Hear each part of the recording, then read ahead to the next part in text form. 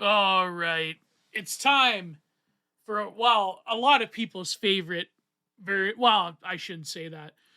A lot of people really like the solo variety mega shows. I mean, I don't know.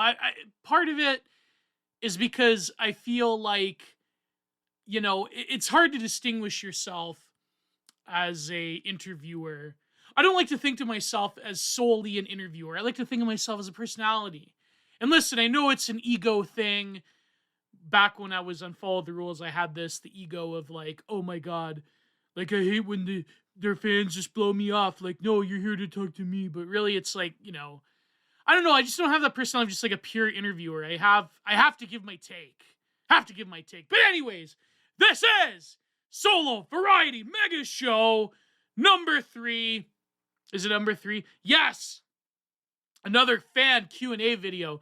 But listen, I promise you, people expect that my Q&As are different from you people that just, like, just give it away every week. They're like, I'm doing a Q&A video.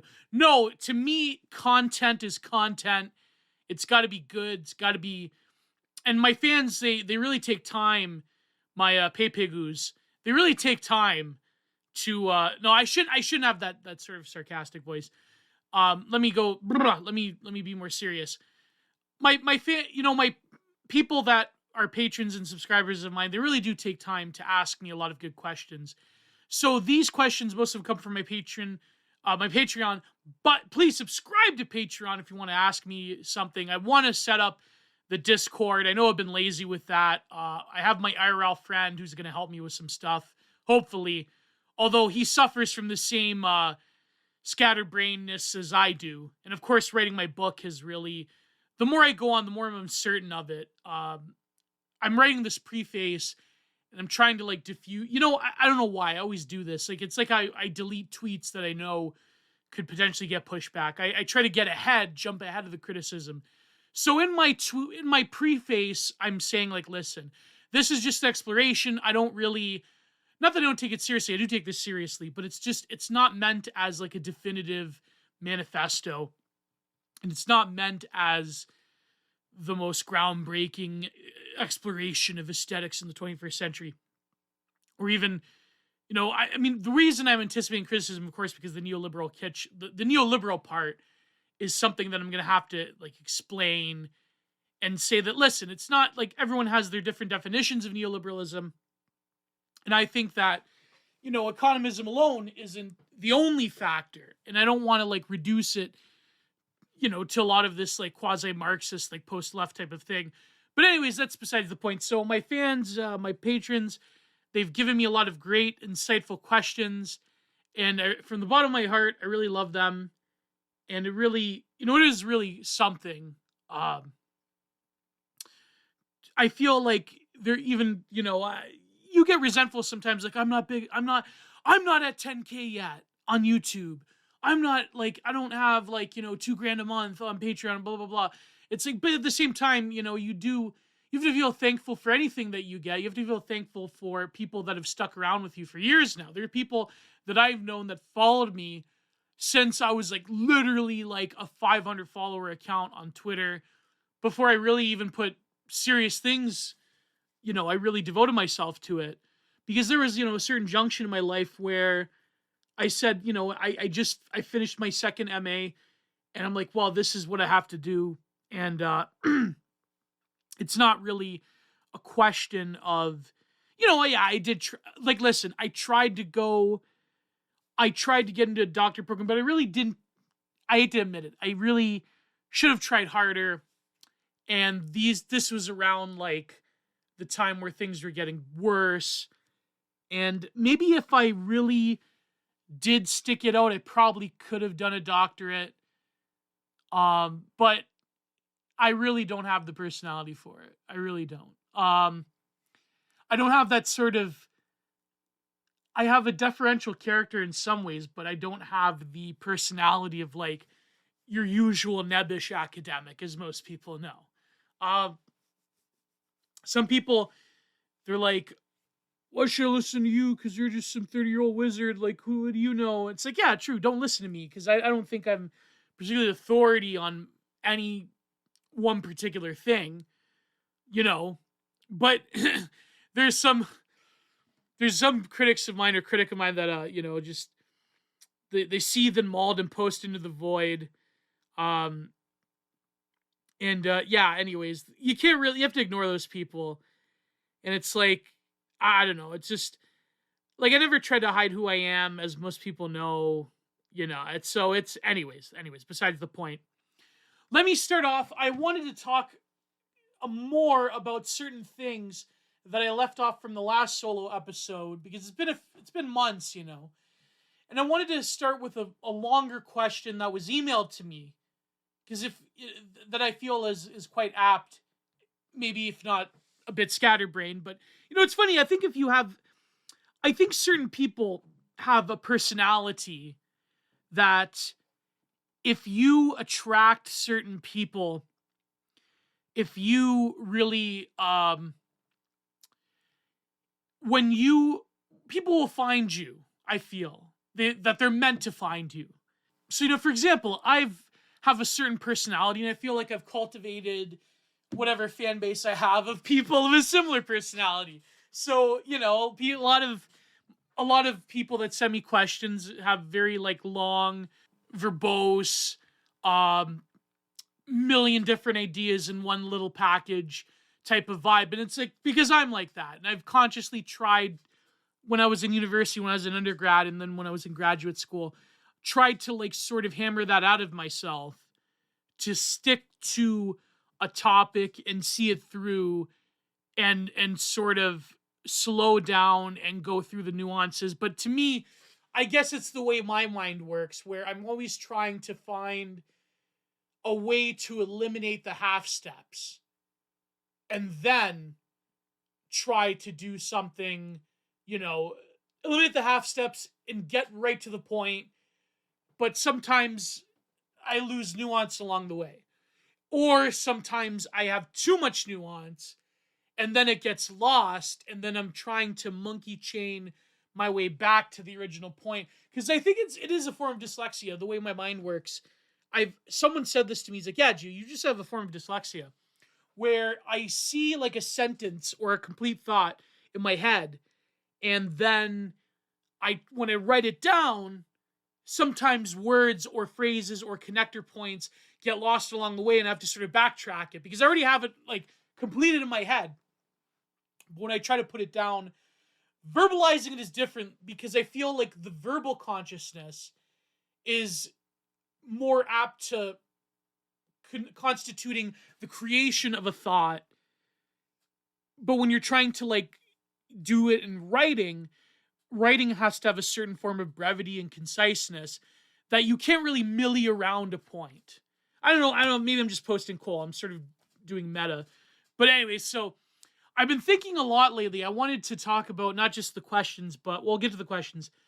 But before that, I wanted to talk a bit about some themes that I was discussing last Solo Variety Mega Show about growing up in Canada as a millennial.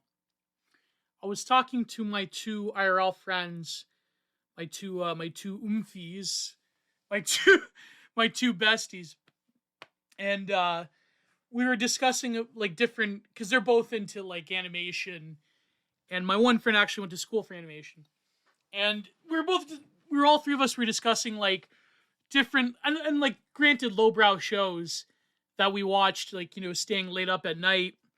And we were watching, I got them to watch an episode of the show I was referring to from Showcase that I managed to procure by, let's just say, less than savory means. Not really. It was no big deal. I just had to, anyways, never mind. The Canadian show Kink that played on Showcase, I was showing them an episode, and it really is, I really think I will write about it, or I will talk about it, because it really is a very fascinating window into the early culture war, before it was even there's some shades of the typical, oh, my Christian parents couldn't understand, blah blah blah, but I was bullied in school, but it was never of the degree that we have nowadays. Even when they approach the impossible question, impossible men, impossible women, even then was seen as very quaint. It was very it wasn't like it was an identity issue, but it was something. It still had a vibe of like this is the underground, you know. But before that, we were talking about these animation shows that like if you were a Leaf, if you were a Canadian millennial, you watched like Undergrads, Clone High, um, like John Callahan's Quads, like relatively like less. Even Trailer Park Boys was relatively less known outside of Canada. Only like I believe a few like northern states that touched Canada knew about Trailer Park Boys, like in New York and Michigan.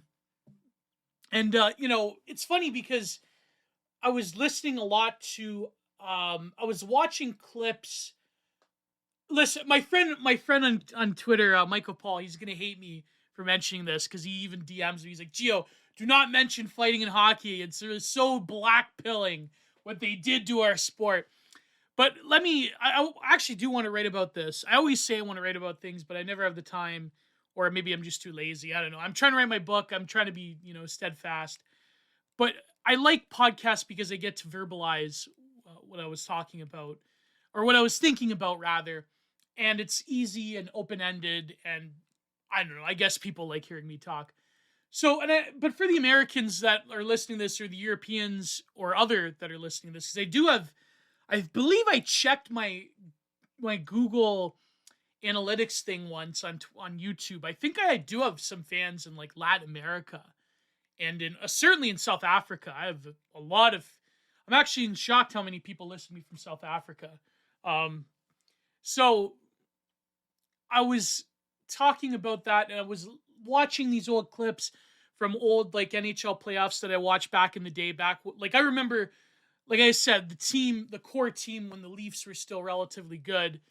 They, Matt Sundin was the captain, and they had like three of the absolute like best enforcers, that were just like taking names every single night in the ice. They had Shane Corison, Darcy Tucker, and of course Ty Domi. I have a Ty Domi jersey. I used to wear all the time when I was a kid. Official, yeah, like an official NHL jersey, and number 28, like that. Like, Ty Domi was like my absolute favorite when I was a kid. Every single night, like that series they played in the playoffs with the Flyers, or then when the New Jersey Devils. I remember when he like randomly knocked out the one player, what was his name, Niemeyer, on the New Jersey Devils. I remember that night, man, and the captain was screaming his head off, and but anyways, I was watching this and I was listening to some of like the, again, like I was talking about last episode. I was listening to some older like Canadian alt rock. I was listening to I Mother Earth because it was in like one of these. I believe it was like in a Darcy Tucker compilation. And I remember like I used to bands like you used to listen when you were like driving or you were in the car and they would come up on the radio station. Like, Niagara region has a pretty like popular butt rock station. So I was like listening to it, and it's like some of those songs like you hear when you're a kid, you hear play all the time. You don't really think about it. The song is One Last Astronaut. I think it was like one of the most popular songs, I Mother Earth. And I was like listening to the lyrics, and I remember like, oh man, this is really profound because it's sort of like that sense of the visual metaphor of an astronaut leaving the Earth in a very like chaotic time and like wondering if he's going to come back. And it's sort of like that sense of supreme loneliness and alienation. And like there's a one moment in the end where it picks up like wondering if he's even here at all. Like really, really great song, really great song. And like I said before, there is something to that unique flavor of Canadian culture in like the late 90s, early 2000s. Like even like the sort of the new agey alt rock that was at the time, like Tea Party. There's other examples, even like I Mother Earth, Our Lady Peace. Like when you were a Leaf, like you did have that sense of what you were. I mean, the fact that a lot of us live in like semi-rural places, and and a lot of us are quite urbanized as well. Like Toronto was not way different, but like it was substantially different than even nowadays. Back in the day, I remember, going when I was a kid.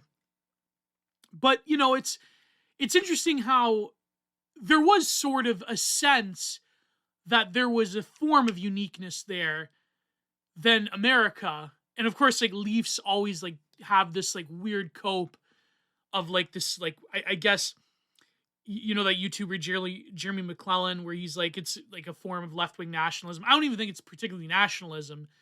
I just think that it's this weirdo disdain for America, because we know that we're spiritually essentially just Americans. After the 60s, after Trudeau Sr. brought liberalism to our shores in the Americanized sense, it was, I don't want to black pill and say it's all over, but I mean, well, it's kind of, yeah, I mean, nowadays Canada's very black pilling, this is why I really, and to sort of crown this all off, this is why I really talk about, why it's such a shame that they got rid of fighting in hockey, because not only was it meant for the game, and it was foundational to the sport itself, and that it served as a regulatory function, but also, I said this when I was talking about, at the time of this recording, the Maple Leafs played this absolutely hardened game against the Detroit Red Wings, and they lost over like such stupid like overcalling, and just like the officiating is just abysmal, and they have a hard on for bunting, and they like just stupid penalties everywhere, and Detroit was playing quite a physical and aggressive game. They were doing certain dirty tactics, half sticking, and checks that are usually harder and so forth. And I believe even Michael Bunting, he got into like a confrontation that almost turned into a scrum. Of course, no one wants to fight now, so they just like hold each other, they shove each other. It's like no one actually, like, it's very rare that people, not very rare, but I noticed that, and this could change in the playoffs with players like players like McCabe and maybe O'Reilly. Like, I noticed the Leafs, I should say that Simmons actually dropped the gloves a few times, I've seen in the pregame season. There's very rarely that people drop the gloves now. Not very rarely, but it's rare enough compared to back then. Where back in the day when I was watching hockey, back in like the early 2000s, like Ty Domi and Darcy Tucker, they were like dropping the gloves every single night. Like it was quite incredible. That was like the little spectacle of like the boxing match or the wrestling match in between the game when things were getting a bit boring, when it was like a really grinding game. But this game against the Red Wings was grinding, but it really, the reason I bring this up is because it reinforces how fighting in hockey was a regulatory function, but also it had a symbolic catharsis. You know what I mean? Like, it had a sort of, like, what happened in this Red Wings game is there was so much tension that by the end of the second period, like, they're absolutely BS call against Bunting. What happened was there was a scrum, and they were pushing Bunting around, and he really didn't do anything wrong, but of course they punished him, because all of the officials, the linesmen, they hate him, so whatever. But the point being is that back in the day, you would have a fight between goons, between enforcers, because that was serving as a cathartic festival of cruelty, that the teams would like knock the sticks on the boards on the bench, and they would like really cheer them on, and it really was served a function. But nowadays you don't have that. So the point being is that the reason I bring this up is because back in the day, Canadians weren't known as like just like these, they were nice and they're liberal and they're better, they're more left wing than America. And they were known as like a more of a agrarian rural people. And hockey really was the embodiment of an older form of Dominion Canada that came from very frigid, rough conditions out in the prairies, and even like in northern Ontario. Like, hockey represented, I feel, through its speed and its aggression and its sort of spectacle nature when it comes to fighting, and the fact that they did mostly come from very tough rural class, working class people. It truly was a working class sport. like it really was. It embodied a form of Canadiana that you could say approaches a culture. It's something that Marshall McLuhan said. I think it was in this CBC interview back in the 50s that a follower of mine sent me, where he talks about, like, maybe it's good that Canada's smaller, maybe it's good that Canada's more isolated, that we can look at life from the slower view of things while the world is turning, and maybe that's not bad. You know what I mean?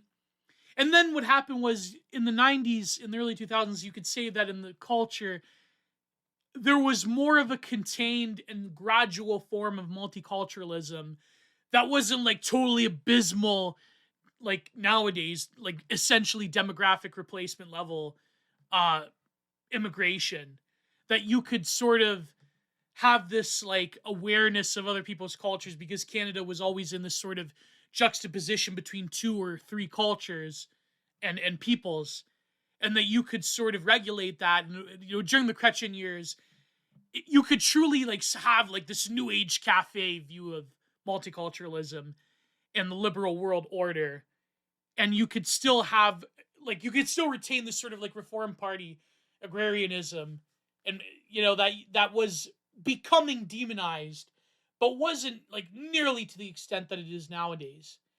And I feel like when you listen to that song by Mother Earth and you see the lyrics about, there was sort of like an awareness of you weren't afraid of expressing any form of spirituality or any form of like new agey woo type of thought, because nowadays you could say that, oh, this is like cultural appropriation and so forth. But I don't know, I really love this song, that metaphor of it. And it's I think in some ways you could say that there was a form of consciousness that really did represent Canada as what McLuhan called the slow view of things. That you are up in the north, you are sort of like an astronaut looking at the world, and especially being right next to America, looking at the sort of apex of like the world turning, being right across the border from New York, for example. It's very interesting. But nowadays, of course, Canada, being the petri dish of the regime, being this sort of testing ground, like a most Anglosphere Commonwealth countries like Australia, New Zealand, so forth. Nowadays, it's like that sort of view of it. Maybe I'm just looking at through like the romanticism of like the millennial. There is this tweet going around where it was this video of people in high school in 2002, and all the typical like cool from the leftoids about like they were racist and homophobic, and oh my god, like they have to, like, millennials during the 2010s had to psyop themselves into thinking that their millennial nostalgia was evil and that it was terrible. And I tweeted, but then I deleted because I saw a bunch of private quote tweets where I'm like, basically they're like, oh, this, like, they had to pretend that every single time in America or North America or the West was essentially like the Jim Crow, was like the Jim Crow South up until like the 2010s, right? Like, that's how thoroughly the mind erasure has gone during the black hole that is 2010s woke culture. Now even millennials have to question their own nostalgia. Like, it wasn't actually good, and in fact, nobody was happy in the early 2000s. It's not just like the 50s is a foreign world to them. They have to even denigrate the world that directly preceded them. You know what I mean? Like, no, like nobody was happy in high school in 2002. Nobody was happy when things were more or less homogenous, when the culture was more or less sound, where people were more or less still Christian. Nobody was happy. It was evil and oppressive, and in fact, you're evil for thinking that any time was good outside of the 2010s. That's what they believe in. But anyways, let's move on. I'm black-pilled about the state of Canada and the state of the world because there's literally no more fighting in hockey. Let's move on. All right. So this question, the first one out of the Q&A, comes from Kai. Let's call that. I'm not going to say the full name, but this is an email, and the tagline is "Wall of Text." Sorry. So, I love when people just preempt you for having to work hard. But I do this because I love you all. This is why I do. I love my pay pigoos. I love my supporters and my fans. I can't believe you would listen to hang off of every word of some neat incel loser doomer. I can't believe it. Anyways, moving on. Sorry if this is long. If there's a better way to do this, let me know. No, I've known over the years that there is probably no better way to do it besides the whole like long wall of text. No, like I mean it's broken up, but you know what I mean. It's no better way to do it besides trying to work out your thoughts. This is why I love podcasting, because it's a lot easier, like I've said, to work out your thoughts in some ways. But of course, with writing, it demands a form of attention. But anyways, moving on. That's not only partially relevant. So wanted to start this email by saying I'm a lurker. I'm not really one for getting into the midst of drama or action on the internet, and I'm not really interested in social media in general. So I'm effectively a nobody as far as anyone is concerned. I wanted to explain something I've been thinking about for the better part of a month or so, on and off. I wanted to ask if there was something or if there has already been discussed in some form, either way the sphere is it or in philosophy, more coherently than I could ever present. Anyways, I was originally going to compose a question for the Q&A, but couldn't make my question concise. Depending on your Q&A, or I suppose that can be up to you. I wanted your opinion on some ideas I've been working on for about a month or on and off. The right seems quite... So, okay, now we're getting into it, but I guess I'm going to have to answer this question by question. The right seems quite obsessed with finding the source of the rot we're currently undergoing at this moment, and I'm not entirely sure how valuable this form of analysis is. At least the obsession with it above any other analysis. However, I don't think it is without value, just to be clear. But how far should this ideological genealogy form of analysis be taken? It's all over the place, and one can go back without as far as one wants. Considering the importance of technology in this process we're undergoing, could we take it back to our pre-human ancestors that used a rock to smash open seed pods to eat? Technological development. This is just one example. I'm sure. Is it Yuli? Is this you, Ulysses? Is Ulysses Carrier sending me this question? As I've said before, I don't think finding the source of the rot is entirely useless. In fact, I've been thinking about how we got to where we are today, and I'm sure that we're not all aware a lot of the bizarre social perversions we see today do have some historical parallels. The impossible womanism was androgyny in the past. Yes, of course, even the symbolist painters talk about the divine androgyne. Other sexual perversions are virtually unchanged from the past, and even multiculturalism of a sort was present in late-stage civilizations. I would say no, though. Multiculturalism delineates a specific modern ideology, but I get what he means. I mean, there was always cultural interactions, but I wouldn't define them as multiculturalism as such. That's like a lot of like pop historians like Mary Beard, a lot of these like lib historians do that. But I mean, I get what he's saying. I'm assuming because let's be honest. Although I do have some women followers, I must say, I do have some women fans. I think I have a few women subscribe, paywalled subscribers as well. That being said, really the only change I see is the justifications for these social changes, rather than being in and of themselves fundamentally different. The left of now seems to really be an ancient force that has existed since the dawn of humanity. I would agree with that. I think I don't want to delineate a particular identity upon them because that would get me into trouble. But I mean that there always was sort of, I mean, as much as there's a critique of the whole, like, everything is Gnosticism, like, butchery of Eric Vogelin, I do think that there was sort of, as much as myth and reason were together, let me subvert the Frankfurt School here for a minute with Adorno and Horkheimer. As much as myth and reason were together, I do think that these forces of reaction and I wouldn't say progress, because really, can we really call this human progress?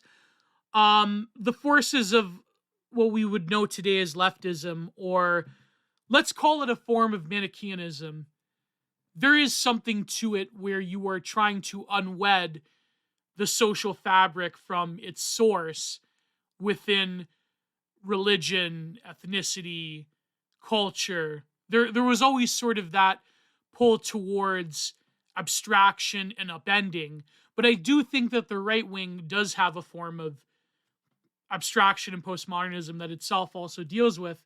But I think that, yes, it's true that these forces, I believe, were always with us because human nature is such that there is eternal truth to it, but there is malleability.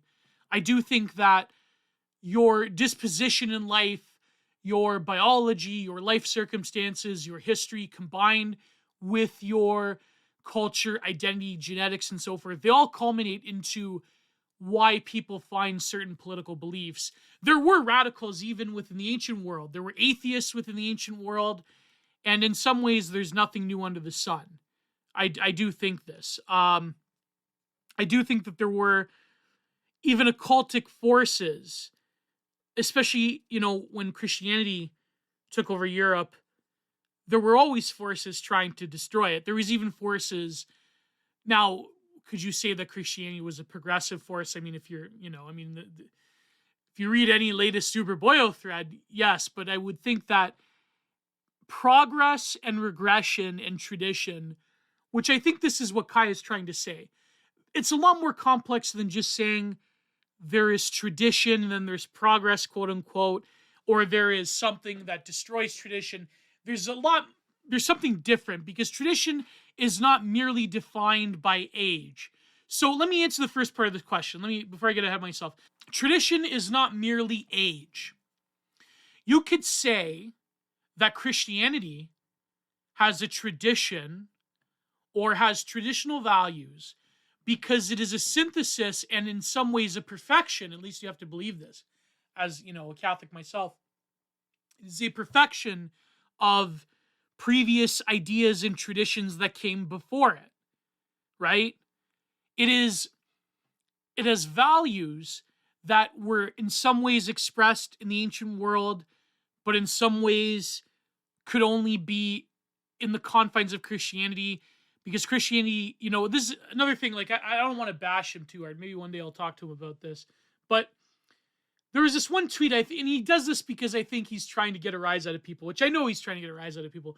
But there was this one, to give you an example, there was this one Urbaboyo tweet where he talks about, like, how, like, Christianity doesn't embody, like, the value of the warrior. And we know this is crap, right? Because, of course, in the Old Testament, it's full of warriors. But even, like, within the history of Christianity, like up into the Crusades and Richard the Lionheart and so forth, there was always a place. Like, I think, there was always a place. It's something that even Evola got wrong. There was always a place for the warrior caste within Christianity. It needed the warrior caste. But anyways, I think that, like, you could say that Christianity certainly was a reform on certain pagan values that didn't probably express a lot of virtues of mercy and so forth. But the reason I bring all of this up is that it's very simple to say that and again, I mentioned Ulysses because that's what he was saying. His one humorous thread, his bait thread, was about, like, like Plato actually Plato advocated for, this sort of modern ideology, and that actually Plato, really wasn't trad for a variety of reasons. And then, you have to go back to the pre-Socratics, but then, no, it's all chaos. And it's like, no, actually, I think if you set yourself, in other words, if you set yourself up to say that traditionalism is only, like, what is more ancient is better, then I think that's wrong. That's what I would classify, as I have for years now. I did that one video on it, but that video was about artwork, as vulgar tradism, essentially, to answer the first part of this question. And so, anyways, to follow along, I think that vulgar tradism is an anachronism, and it's something that is not what tradition really means, right? I mean, even Guignon said something similar. I believe even Fritjof Schuon said something similar. So, left now seems to be ancient force that existed at the dawn of humanity. So I hope that addresses the first part of this question. Changes into different forms, but remains basically the same. That being said, there have always been external forces and frameworks that essentially render these perversions destroyed once civilization falls and another rises. In the age of postmodernism, this seems to be impossible. for another civilization to rise. I mean, well, I know the Chinese and they're trying to do something different, but I think that postmodernity does, in some ways, signal the end of ideology for a variety of reasons, both technological, but also like the disposition of the people as well.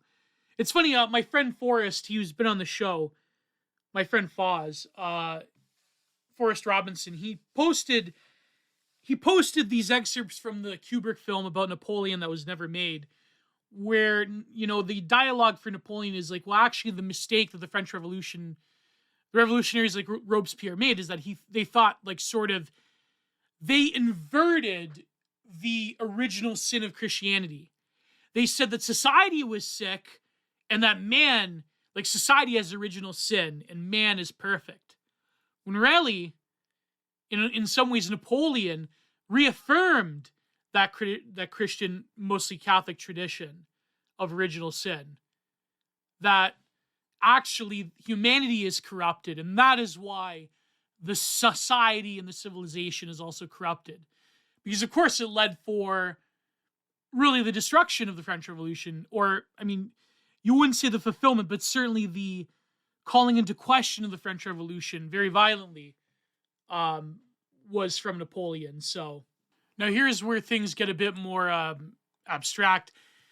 It seems that Descartes announced that in order to try and objectively understand the world around us, we need to take a leap of faith and say that we exist. Well, I wouldn't say leap of faith, but I would, to him, it's reason that compels us to say that we still are a person by faculty of reason. But, I think the terminology is leap of faith is maybe not apt, but and say that we exist. But yeah, you could say it's a leap of faith. Cogito ergo sum. Thus, rationalism was born unintended by Descartes, probably, but two came with an inherent contradiction. If rationalism abhors arbitrariness, lest it be conduit for mendaciousness. Then the seeds of modernism's downfall, the form of rationalism took in the middle of the 19th century, exactly the instrumental reason, became apparent. Eventually, it became impossible for modernism to justify truth itself as its only framework. The idea that human reason exists and can, when removed of bias, determine the apparent objective reality about it, collapsed. After all, human reason can only be assumed to exist as there's no true way, according to rationalist principles, to determine it unquestionably. This failure leads to postmodernism, where we see to be today. The left has its own answer, progressivism. The right, however, seems only ever able to appeal to some sort of miscegenated form of modernism and postmodernism, always inadequately for giving a true, satisfying answer. And an answer is what is needed. As the left answer is so incoherent, it will certainly fail. And with no other answer due to the total inability of a framework to determine what truth even is, will lead to total nihilism. I think we are in total nihilism, to tell you the truth. I think we see the seeds of that today, especially in modern leftism, but some elements of the right wing, without subtweeting anyone, he says. So it's very, very interesting question. Mendaciousness is a very good word because as reason is, like, I know this is like EMJ posting, and I know that, like, for example, Adorno wouldn't say this, but when reason is decoupled from a form of logos, if reason is decoupled from divine logos, then it becomes mendacious. In other words, you can lie, you can trick your way into something that seems logical, but really is not, but really is an elaborate ruse or foil. And I feel like a lot of arguments from the political left nowadays are essentially this when it comes to the nature of, like, behavioral freedoms.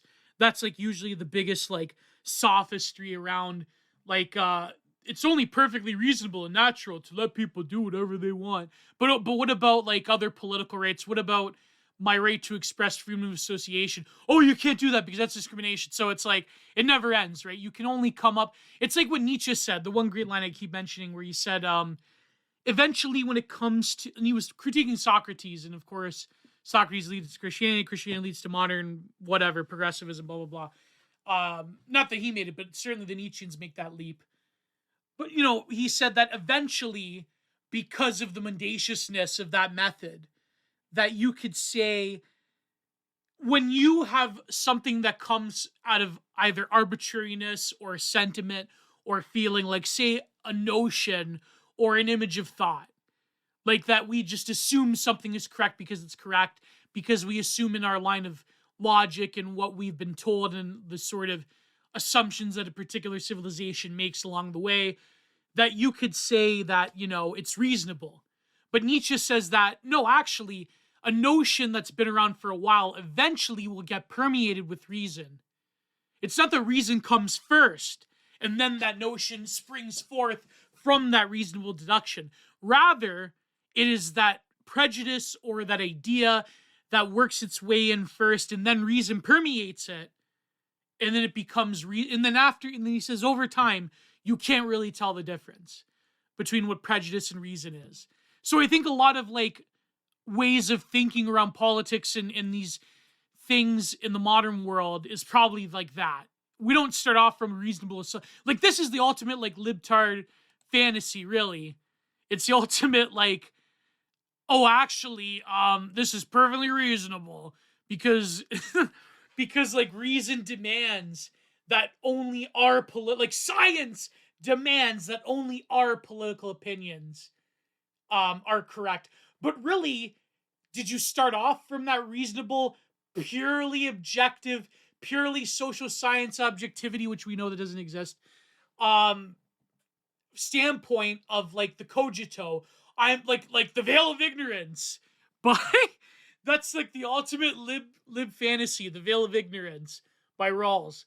Did we start off from that perfectly reasonable assumption where we just threw out all of the political categories and we arrived at this solid, unbiased understanding of how to navigate issues between different groups of people or different people in large in a society when you encounter the other? Of course, I think he vaguely mentioned Hegel, right?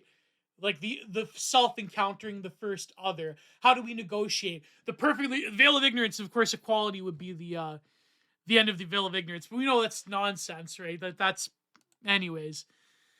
But yes, I think that the political right, does it have a good answer? I mean, tradition would be like one answer. You could say a glorious futurism that takes the best stock of a particular, and I know I'm getting into dangerous territory here. You could say that certain right wingers would say that the promulgation of like the best of humanity is, I mean, that's like more of like the secular Nietzschean eugenical right. But then, of course, you have the religious right would say that it really is like the service of tradition that is dictated to us from on high because we are weak and fallible. And how dare, when I'm more of this line, it's like, when you question perfection, it really is the folly of more mortal humans. So that would be another answer. I think Del Noce talks about this as well, about like a truly Christianized society that would, in some ways, still have allowances for certain forms of other people, but would negotiate that. But then I remember, like, I was listening to Bap saying about, and I think this is where I disagree with Bap, where he says how religion is never like a good foundation for a society, that actually race is a better foundation. I think that there are definitely critiques either way, but I would side with the notion that like religion as well plays into people's understanding within like an ethnos, within a shared culture, a culture that embodies both ethnogenetic and cultural religious elements. I think that certain religions and certain belief systems inherently find people. And I think that it's funny because he was talking about different rulers like in antiquity and then up until the Roman Empire, how like a ruler had to know the common language and the common parlance and the common religion of the people. And he was talking about how sometimes the ruler, goes beyond those certain confines and doesn't adhere, and that therefore they're the man of greatness and so forth. And I think, that even Spangler says this in the beginning of The Decline and Fall. I was reading recently, I was rereading it, where he talks about how a culture and a civilization crops up not from a genetic, like to look at the way the civilization develops is almost to look at it how an organism or a genetic variant develops. He's an organic thinker in that regard. Every civilization is like an organism. But he says that a culture really comes about from a great soul that then, in some ways, metastasizes into something greater. Right? In some ways, it is a great soul that constitutes the foundation of that culture. And he says this very clearly, that this is like sort of the thesis that academic historians have largely left behind for whatever like political reason. So I think that it's very interesting when you look at it from that perspective. So here's the quote from The Problem of World History. Quote, this is page 73 in the abridged edition. I know it's just the abridged edition, but still. A culture is born from the moment when a great soul awakens out of the proto-spirituality of every childish humanity, and detaches itself from the formless to take the chaos of primitive life and create form from it, a bounded immortal thing from the boundless and enduring. It blooms in the soil of an exactly definable landscape to which plant-wise it remains bound. It dies when the soul has actualized the full sum of its possibilities in the shape of peoples, languages, dogmas, arts, religions, states, sciences, and reverts to its proto-soul. But its living existence, that sequence of a great epochs which define and display the stage of fulfillment, is an inner passionate struggle to maintain the idea against the power of chaos without an unconscious muttering deep down within. So, in other words, the forces of chaos are always there. It's up to create form from that chaos that then flavors a civilization, or rather creates a civilization from the heroic task of in some ways individual souls and creators, great souls. Like the myth of Rome of Romulus and Remus, right? We don't have that nowadays. We think that we're just a mass, or we think that we have individual genealogies that constitute like this multitude, and that you could do whatever you want, man, because everything else is like taken care of in liberal modernity, and there is no great visionary hero anymore because you can become your own personal great visionary hero. Yeah, right. Yeah, you become a wagey and a cagey in the 4-hour life. But the point being is that Spengler is saying that it is, no, in fact, academic history is wrong. We have to go back to an older notion of academic history in some sense, that it's the great men with great souls who constitute a culture, and that culture exhausts the possibilities. A civilization culture is exhausted over time. So if that answers it. Wow, we're spending so much time in this first question here. So in a way you could say that it's cyclical, and the right wing would say that the only answer is that the traditions that embodied, or rather the values that embodied those traditions that produced the great men of history, that is what's wrong. And I think that both trads and futurists and Nietzschean bodybuilders could probably agree with that. Anyways, finally, while prescriptions have never been satisfying, I make an attempt here. The problem isn't doubt. It isn't reason either. Well, I would say doubt in sort of the foundations and values, and in doubt within the belief in God would be a problem. But the problem here isn't doubt. It isn't reason either. But is the pedestal human reason has been given for nearly half a millennia. Reason isn't seen as a gift bestowed on us by some great and powerful force to exist within a world of its own creation, but that which effectively determines the world. Think of Adam and Eve. God makes the animals, and Adam names the animals. God, which is an entirely, totally independent of us, made the world. As such, it can be categorized and understood. We don't make anything, we find them. They exist outside of us and independent of us. The zebra exists because God made them that way. We know that men and women exist intuitively, and by trying to prove that with as little doubt as possible, the very idea of sex itself becomes inconceivable, because any symbol or signifier of that thing loses all meaning if it is only perspectival, and objectivity is at the mercy of biased reasoning. Yeah, I would say that's true. It's like, but then again, you have to realize that the logic of the like science head atheist fedora tipper and the logic of the Christian, it's like different worlds.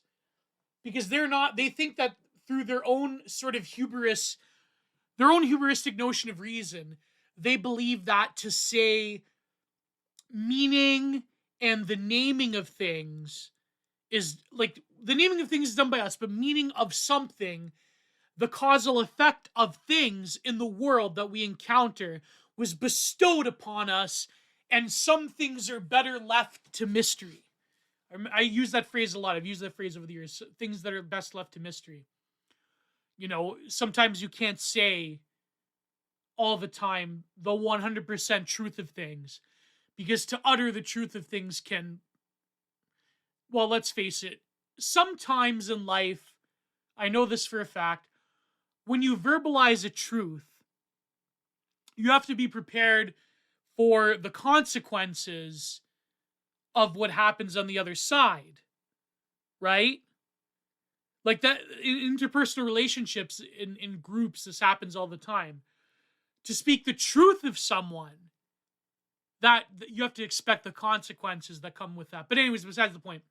The point being is that, you know, the science head answer is that no, actually, we have to like gnostically pursue truth at all its capacity. We have to like rip apart and enframe and dissect and vivisect absolutely everything. Why?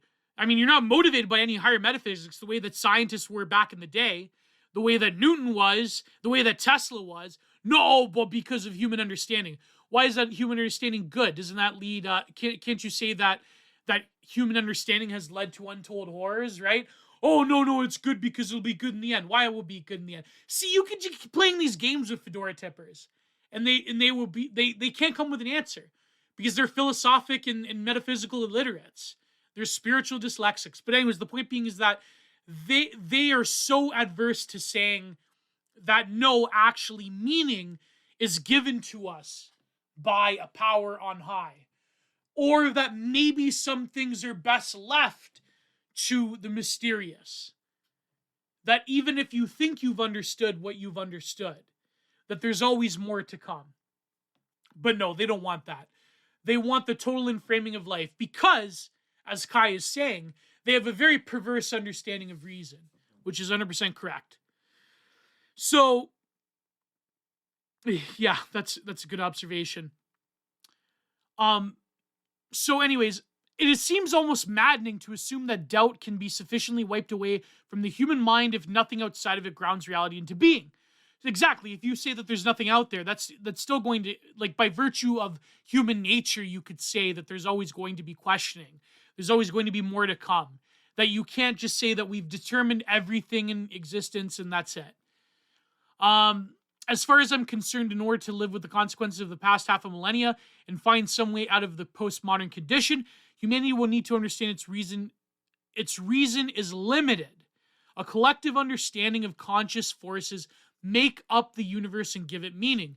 When something creates through its own will in the universe, meaning is imbued by definition. Without it, meaning loses its value or ceases to exist at all.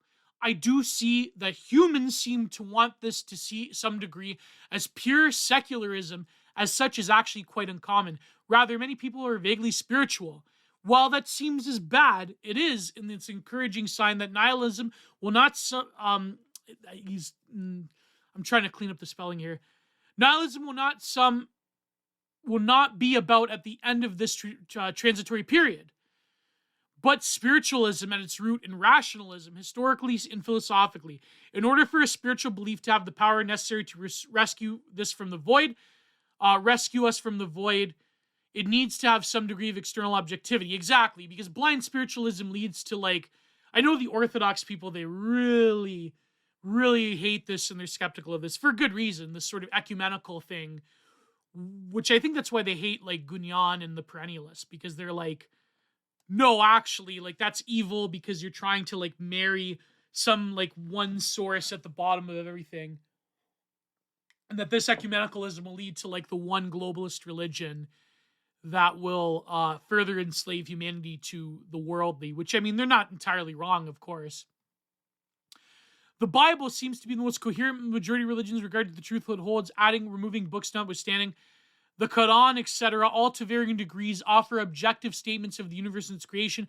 In other words, your reason is to the mercy of the pre-existing world around you. Your reason as if the mercy, exactly. Your reason will always be subject. Your reason will always be fallible. Your reason will always be subject to being in the world, in other words. I agree with this. Wow, this is more of like a dialogue than a question. Like, this is a lot. I'm almost like in an hour mark. My God. I won't go on, but this is very quickly written. Well, world around you, because the definite superior sense of the word, rediscovery of faith is something as such, not as unlikely as one would think. All of us base our interpretation of the world on various faiths we have as necessary, but to curb doubt, religion has to be grounded in some virtually unquestionable work as stated above.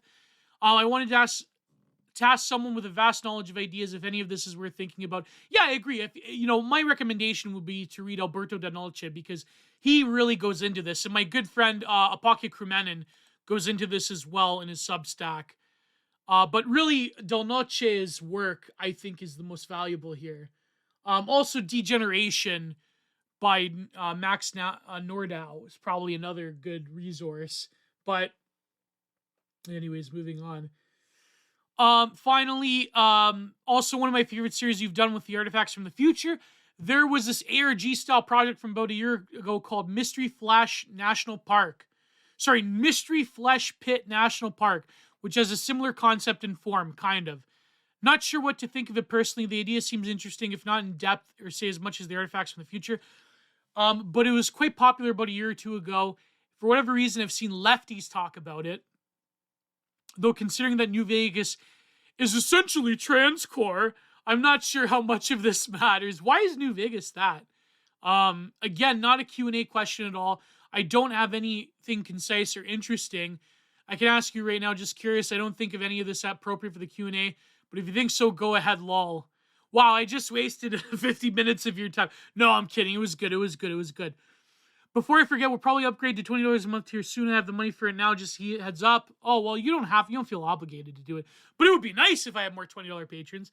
Sorry again if this is so long, but thank you for your reply and thank you for the amazing work you do. Oh, thank you, Kai. I agree. Let me look up this Mystery Flesh Pit National Park, and I will get back to you. What is this about? Small town located approximately 22 miles north of the surface of Mystery Flesh. Blah, blah, blah. What is this? A giant flesh tunnel opening through Earth's epidemic dermis, hyperdermis, and more. Oh, I can see it. You could pretty much read, I don't know, you could probably read some Deleuzian thing into this. I'd have to read more. I'll get back to you. Anyways, let's take another question, then probably have a music break. Okay, let's take another long one that was emailed to me. Okay, this comes from Deracinated Wonder Bread, who's been a long time fan and patron of mine. I don't know, like, honestly, I'm kind of confused at this. Am I the only one to notice an increasingly hokey, bordering on NLP, I believe it's neuro-linguistic programming, forcing of the purely relational meaning of the proposition around? As in, yeah, so I asked Ty what his training was around the therapeutic blue hair studies, blah, blah, blah. Obviously, more people than those who would use the above content have begun using this unfortunate and muddled construct. I use it around all the time. I do. Am I just being a crank, or have talking heads begun memeing another brainless filler phrase for Elf Castle and their wannabes to parrot? Elf, escape the dark Elf Castle. I gotta write that. Escape the dark Elf Castle. Seems like I started hearing it everywhere around 2018 or so.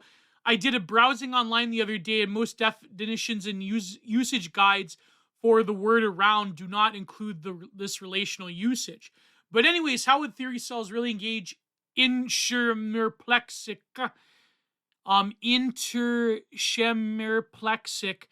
depths around such issues as ecological justice? How does that relate to around? Ecological justice is a meme. I think the earth will probably have its justice in the end. Not to be Ted K pilled. Tooling cola pilled, but I mean, that's probably the truth. Anyways, let me, I think I have an idea here. And let me, before I get to the music break, let me just clear out all of the email questions that are longer and more meandering, but, well, actually, no, there's some on the Patreon Q&A that actually is quite long and meandering. But anyways, I think that the reason people use around, and I use this too, is because in our day and age of incredible complexity and uncertainty around the phrases and the usages of words, the very usage of words is called into question for fear of offense or miscommunication. But the reality is that miscommunication is a given because of the way that people communicate to each other on the internet and the way that we have an awareness of meanings throughout the world in different contexts and the way that people interpret things. And sometimes people, and we're not really meant to communicate with this amount of people all at once. And the fact that we're so aware of the different forms of how people take certain things and take certain ideas and interpretations of anything, really. I mean, you could there was that tweet that went super viral that said, you could say anything on Twitter. You could say that the sky is blue today or something like that. And people would say, what about the people that think it's purple? You're leaving them out. And it's like that, like it never ends. You could say that chocolatism. I think I'm in the chocolate family of ice creams, but let's say for argument's sake, I say the chocolate's my favorite form of ice cream. You say vanilla, and it's over and over and over. You're leaving behind people that think that, Tiger ice cream is the favorite. Have you ever had Tiger ice cream? That's my old man's favorite ice cream. Not to dox him, but well, he's pretty easy to dox. But anyways, the point being is that Tiger ice cream, it's actually pretty good. It's pretty good when it's made good. Tiger ice cream is pretty cool. But do they have? They must have Tiger ice cream in America, obviously. But anyways, I think that the reason people use around so much is because we have such an ambiguity around words. So we can't. There's such an ambiguity around meaning itself, and there's such an indeterminacy to everything that you have to form. And I do this too as a word cell. Is that if you're not sure about making a definitive statement about something that this is the truth, you say the discourse or the ideas or the elements around a certain thing. Say you have, you're pouring a sidewalk and the elements around the concrete, the form, the trowel, the brush, the way that you screed the level of the concrete, it's like the elements around making a slab of concrete, a slab of sidewalk. You know what I mean? It's like when you have that's like, I don't know why I came up with a silly example, but the point being is that when you're afraid to say definitively, nowadays, you say around, because when you say the discourse around something, it gives you a greater leeway. It gives you an open-endedness. So when someone, inevitably attacks you over something, you'd say, no, I'm just describing certain elements around the thing rather than the thing itself, which is the meaning or the definitive statement or the truth of something. So that's a good question. That's why, thank you, Deracinated Wonder Bread. Oh, man, that's a good one. So moving on. This is from Darth Meerkat. Thank you. He's a longtime subscriber. After knee-jerk posting a capricious bit of grammar Austrian painter-spurging, it occurred to me that instead I would love to ask you, have you read any of Archbishop Marcel Lefebvre's writings? I haven't read, I have to confess, I have not read Lefebvre's writings. Sorry, Lefebvre. That's how you say it, Lefebvre's. I say Lefebvre, Lefebvre. His detractors have less a leg to stand on than people that enforced a certain mark of the beast during the last 2 years, he says. It is not just a liturgical preference or disciplinary set of issues. The revelation of the church touched upon all the sacraments and made the church something to be seen as harmless in the face of the Freemasons and certain tribesmen. The issues in the crisis are in fact doctrinal. Professional readings of Open Letter to Confused Catholics, they have uncrowned him, are available on SSPX's podcast channel. They have uncrowned him as a wonderful recap. That was the one I wanted to read, actually. They have uncrowned him. The traditional timeless stance of the church on the social kingship of Jesus. I grew up in Ecclesiastes Die. Ecclesia die, communities, and never thought I'd be in the SSPX, but that was merely the result of prejudicial thinking. My dad, for some misguided reason, opposed the SSPX. Yeah, a lot of even tradcasts think that they're like crazy or whatever. In ignorance of the doctrines of the Vatican II and sayings of the very authors of the ambiguities, they were not at all ambiguous in their advocacy. The traditionalist bishops were the only reason that the council documents are not far more use the POZ word than they are. Thank you, Darth Meerkat. Now, again, like I say, I'm no expert in this, and I think that there is caution to be had in embracing a semi like rebel sect. And I know that even like traditional Catholics, they say like that SSPX went too far and that they're verging on sedevacantism. And yeah, I think that how shall I say it? Yeah, there is always caution to be said there. There's always I think, you know, there you have to I think that in light of what, you know, Francis is doing, of course, SSPX becomes more appealing, put it that way. But I have not led Lefebvre, and I should. Maybe I will by Christ. They have uncrowned him. But anyways, thank you for the question. I don't have very much of a concise answer there, but thank you. Moving on. But before Darth Meerkat sent me a follow-up email saying to almost disregard the last question, because he didn't want to appear like he was trying to bias me. He says, Lefebvre himself said in the books I mentioned might in the end turn out to be that the true position that Catholics must take in view of the indefectibility and infallibility of the church, particularly with relation to the canonization of saints. I do not want to be hastily shooting my mouth off about the faith with a ton of more diligent study. Exactly. Same with me. I'm not that well versed in Lefebvre's arguments. So, yeah. But thank you for the message, Darth Meerkat. I have another very long email that asked me about some very different stuff, and I think I'll probably I'll you know what? Let's go to a music break right now, and then I'll see if I want to get through all of it. If I fire through all of the Patreon questions, and a lot of them are short, so we'll see. Here's some new Philip Daniel.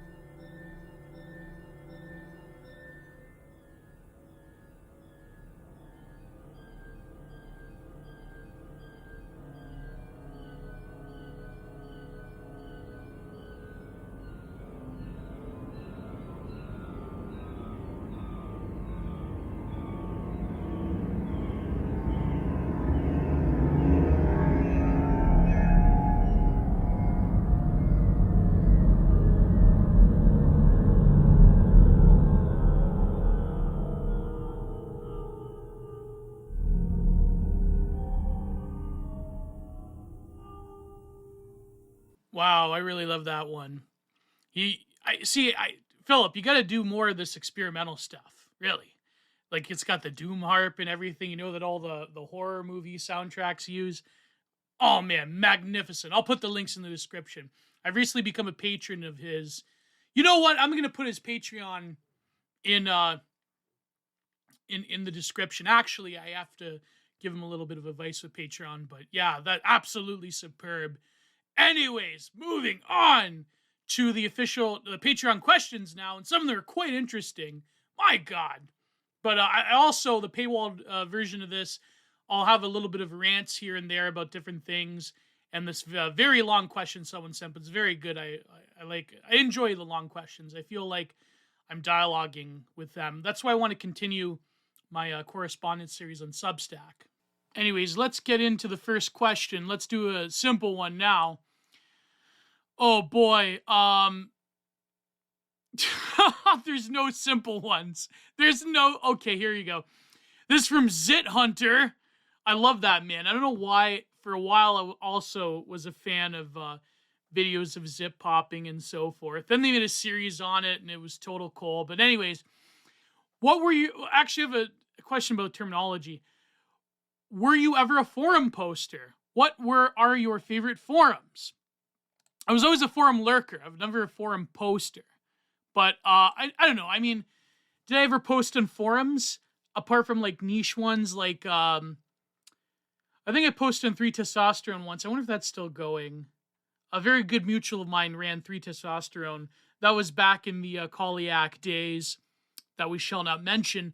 But favorite forums? I mean, Sala Forums is obviously a perennial choice.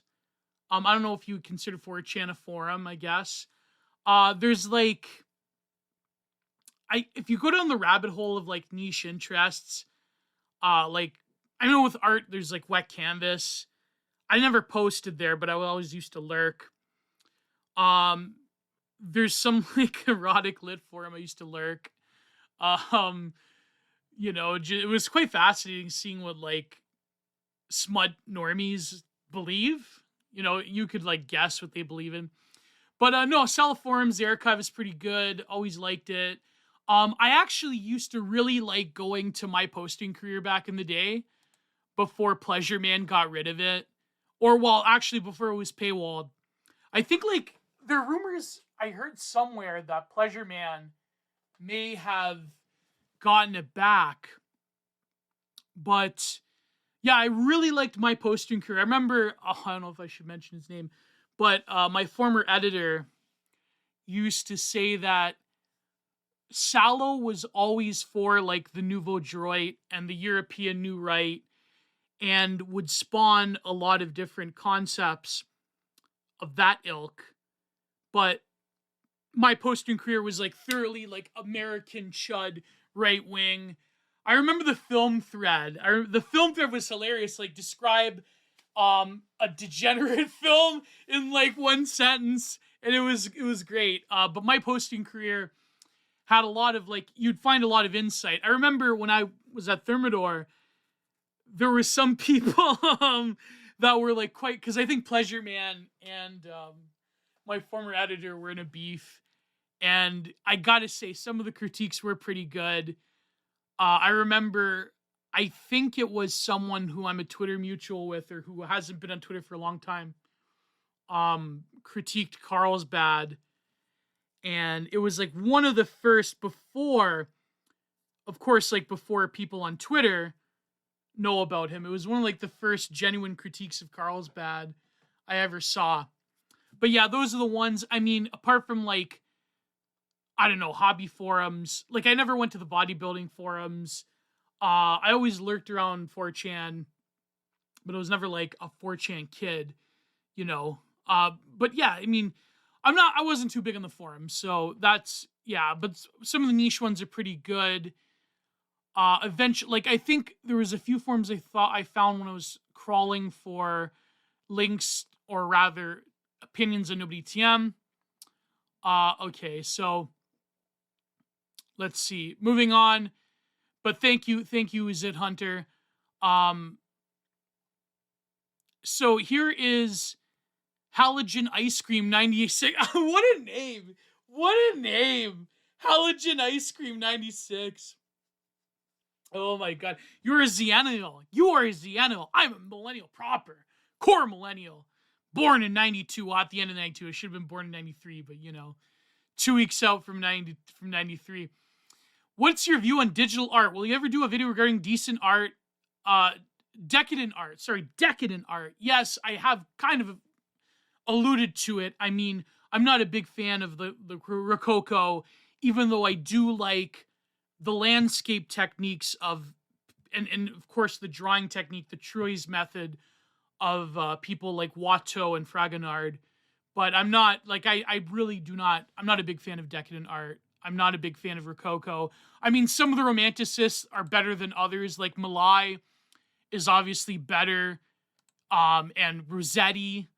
I don't know, like, I mean, Fusili I'm a fan of. I mean, I shouldn't say all decadent art is bad. I mean, would you consider Art Nouveau decadent? I don't know. But, like, I mean, Fusili is great. I know Matthew, he really likes Burne Jones, but I'm like, oh, that's too kitschy for me. Uh, Also, seeing that you're becoming more of a weeb, have you watched Fist of the North Star? I haven't watched Fist of the North Star. It's been recommended to me, but I mean, I'm more of the, put it this way, when it comes to my weebdom, I'm more of like a theory cell when it comes to anime. Someone recommended me this really great anime on Twitter called, I can't pronounce the name, Technoise, uh, Texnology. How do you pronounce this? Um, Texnols, yeah. Texnotize. There you go. That's a really good one. They say that it's like the successor to Lane. The same production company did Lane as well. But will I ever do a video regarding decadent art? Maybe one day. I mean, I would have to probably do it with Matthew Stout. It'd probably be a style talk, which I will have to get to. But Matthew is like really busy doing this gallery in London. So yeah. But thank you, Halogen Ice Cream. What a name, Halogen Ice Cream. My God, what a name. Here's another easy question, and there's another question that's more of a personal advice thing, which I quite like personal advice questions, even though I don't have a lot of life experience to give to people. But Death by Cognitive Distance, our good friend, good patron, Death by Cognitive Distance, who's followed me all the way from the BTR days. Would love to hear about your political transformation and journey from when you first started streaming / posting online. That's actually a good one because I'm not certain about that myself, actually. So, well, let's get into it. Also, another thing, too, before I forget is, I do unironically read the Amarna forums, so, oh boy. Okay, so, my political journey, that's an interesting one. Well, I don't know, a lot of what I started to believe in was never really a conscious choice. I mean, yes, certainly it was a conscious choice in a way, but I started off, I guess, from when I was interested in politics. I was like in high school, a little bit before. No, actually, yeah, probably around the first year of high school. I had always been like aware of certain things. No, even before high school. I think like in grade 8, or no, maybe I forget. It's so long ago. I was like basically a normie conservative, but I was open to other things. The 2 books I really read when I was younger, I must have been like 13 years old, maybe 13, 14.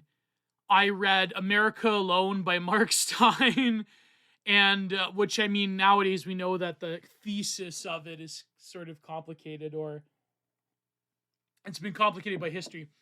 And I read, by recent history. And then I read Empire of Lies by Chris Hedges. And that was like, I think I was primed for like quote unquote red brown alliance ideas, even though that's such a stupid, ridiculous term.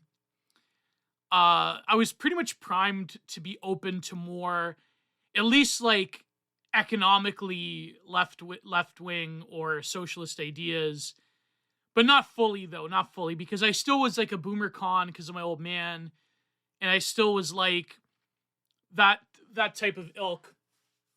And then I read, because like Chris Hedges would then start to write about certain things. I started consuming most of his work after at that point, and even Mark Stein. I remember when he came out with his second book, After America. And I read those. I was like reading into philosophy and so forth. And I remember like reading the National Post every day because my old man subscribed to it. And I really did like the quality of people that were writing in the National Post. And it sort of led me into thinking about politics seriously. And what really tipped me off was I watched, this was like way back in the day, I watched the Michael Corrin show like religiously before he turned into like a total he did like this 180 right before Trump and became like a total lib. I actually saw him live once or twice. I think like if he saw me now, he'd probably recognize me. But um yeah, so I was pretty much like it was on what was it called? Crossroads Television. Something like that. It was like the Christian television station. And like I loved the jazzy music and I loved the debate panels. I remember like it was every second day. And they had like different panels of different like libs and like conservatives. And of course it was like sort of like a normie con. Now that I like look at it in hindsight, it was very much like a neocon type of slant because of reasons why, I shouldn't get into here. So I watched that religiously. I remember when the whole is that one nation in the Middle East apartheid thing happened in the universities, and of course one of his guests was what was his name, Sid Ryan, the leader of CUPE, which is the biggest teachers union here in Canada. And I remember like that day he was set to go on. It was like it was like a bloodbath. But then I know now, like, well, not to get into Michael Corrin, not to bash him too hard, but I remember writing an article about him that I don't believe I published. And because I was really disappointed, I was really bummed out when he decided to go crazy. And like it was over the marriage issue, if you know what I mean. And it just like as one domino fell, all of the dominoes fell at once, and he just decided to become a lib. He went from like the voice of social conservatism in Canada to that. But anyways, don't go and gripe him. I mean, maybe, I don't care. No, actually, for YouTube purposes, don't go to his Twitter and gripe him. It's not worth it. It's not worth it. He's kind of a shell of his former self. But anyway, so Michael Corrin was very influential to me. Then I moved on to more of like conspiratorial. As I started to become like sort of a new ager, I moved into more like conspiracy stuff, which I mean, still like I retain some of that. I started listening to Alex Jones. I started like watching these documentaries. Like really, the foundation of the conspiracy stuff was always there because my old man really liked a lot of the UFOs and conspiracy stuff, and we would watch documentaries and we would listen to Coast AM. So I guess you could say that the conspiracy, or whatever you want to call it, movement that combines like ufology, paranormal activity stuff, cryptids, conspiracies, New World Order type of stuff, like all of that rolled into one. That was like my first red pills, I guess you could say. And I was like a libertarian, then I was like an ANCAP. I know it's embarrassing to admit. And I was like, yeah, I was like an ANCAP, and I thought that like this was around like Occupy Wall Street, and I thought that like, yeah, it's like, Ron Paul revolution. And yeah, I was that, and then I ventured further as I read more of the perennialists, and then I read more of I wasn't like, see, people say like I'm an anorex blogger, but like it's just because I'm grouped in that wave of people that came in 2014, 2015. I was more of like the esoteric, like throne and altar religious side of that. I was never like, I read Molebug and like I heard of Molebug and stuff like that, but it wasn't up until I would say it was like a few years before Gamergate, a few years before like a lot of this culture war stuff like really ramped up. I was reading more of this type of stuff, and yeah, I guess I ventured a bit into neo-reaction, but I'm never like a full quote unquote neo-reactionary, right? I'm much more of like, I was much more on the traditionalist side of things because of course there's a scant jump off. It just takes a few different turns to go from like new ageism to the perennialists. And by the time you get to like Guyan, it's all over, right? It's all over. I mean, then hop, skip, and a jump between the Baron, So yeah, I read a lot of that. That was my political journey. And then, of course, I got more into the orthodoxy of the E-right, and I started to shed my libertarian beliefs to the point where I don't think that like the whole freedom democracy thing is really like really real, if that makes sense. And to this day, like I still am not willing to pin myself down into like one thing. Like, what are you like? Are you third position? Are you this or that? Are you a new reactionary? I just like to say that I am a I'm a postmodern right winger and I'm a reactionary of sorts, but I'm not like a neo reactionary. Although I'm more like, I mean, I'm very like fascinated by the works of people like Papa Land, but I wouldn't want to like pin myself down because really I don't have a like I have principles, I have virtues, I have things that I believe in very strongly that have carried like the pro-life thing has carried with me for a very long time. That's like one principle that I could name as to have a consistency to it. The whole like secularism in society is an evil. That's another principle that I've always had. And I think that secularism fundamentally is a lie because no society throughout history has ever been truly secular. We don't live, in fact, it's kind of true. I forget who said it. I think it was Lomez, or was it Zero H.P. Lovecraft that said we live in like the most religious times in human history when you think about it. But yeah, it just depends on the religion, of course. You know, I don't really like to pin myself down, but it's a great question. It's a great question. Um, it's a great question, but I don't pin myself down because I am because I am so esoteric. No, I mean, no, I'm not esoteric. It's just that I'm not sure. Like, I don't have a hard and fast opinion on like economic policies or whatever. I used to, but I think that economics is downstream from the political order of things ultimately. And I think that economists are really just tea leaf readers, and that people that base their entire worldview, like libertarians do, on Homo economicus is like kind of not the point. But yeah, I think right now I'm just settled on I am on the political right, and people say that I'm not right wing enough. And yeah, I'm not gonna like put predicates on, partially because I use my real face and my real name. It's just a lesson I learned from Adam Wallace many years ago. Just smother everything with a layer of esoterica and very fine sounding words. But, you know, I mean, some people along the way have said, oh, you're an Austrian painter fan and you're this or you're that. I'm, you know, whatever. It's like, I don't want to put a label on it. I mean, I think that in all seriousness, we have to deal with the fact that a lot of the political categories in the 20th century are in a tautology. And I think that they're not apt to describe how people believe what they believe now, especially in the political right.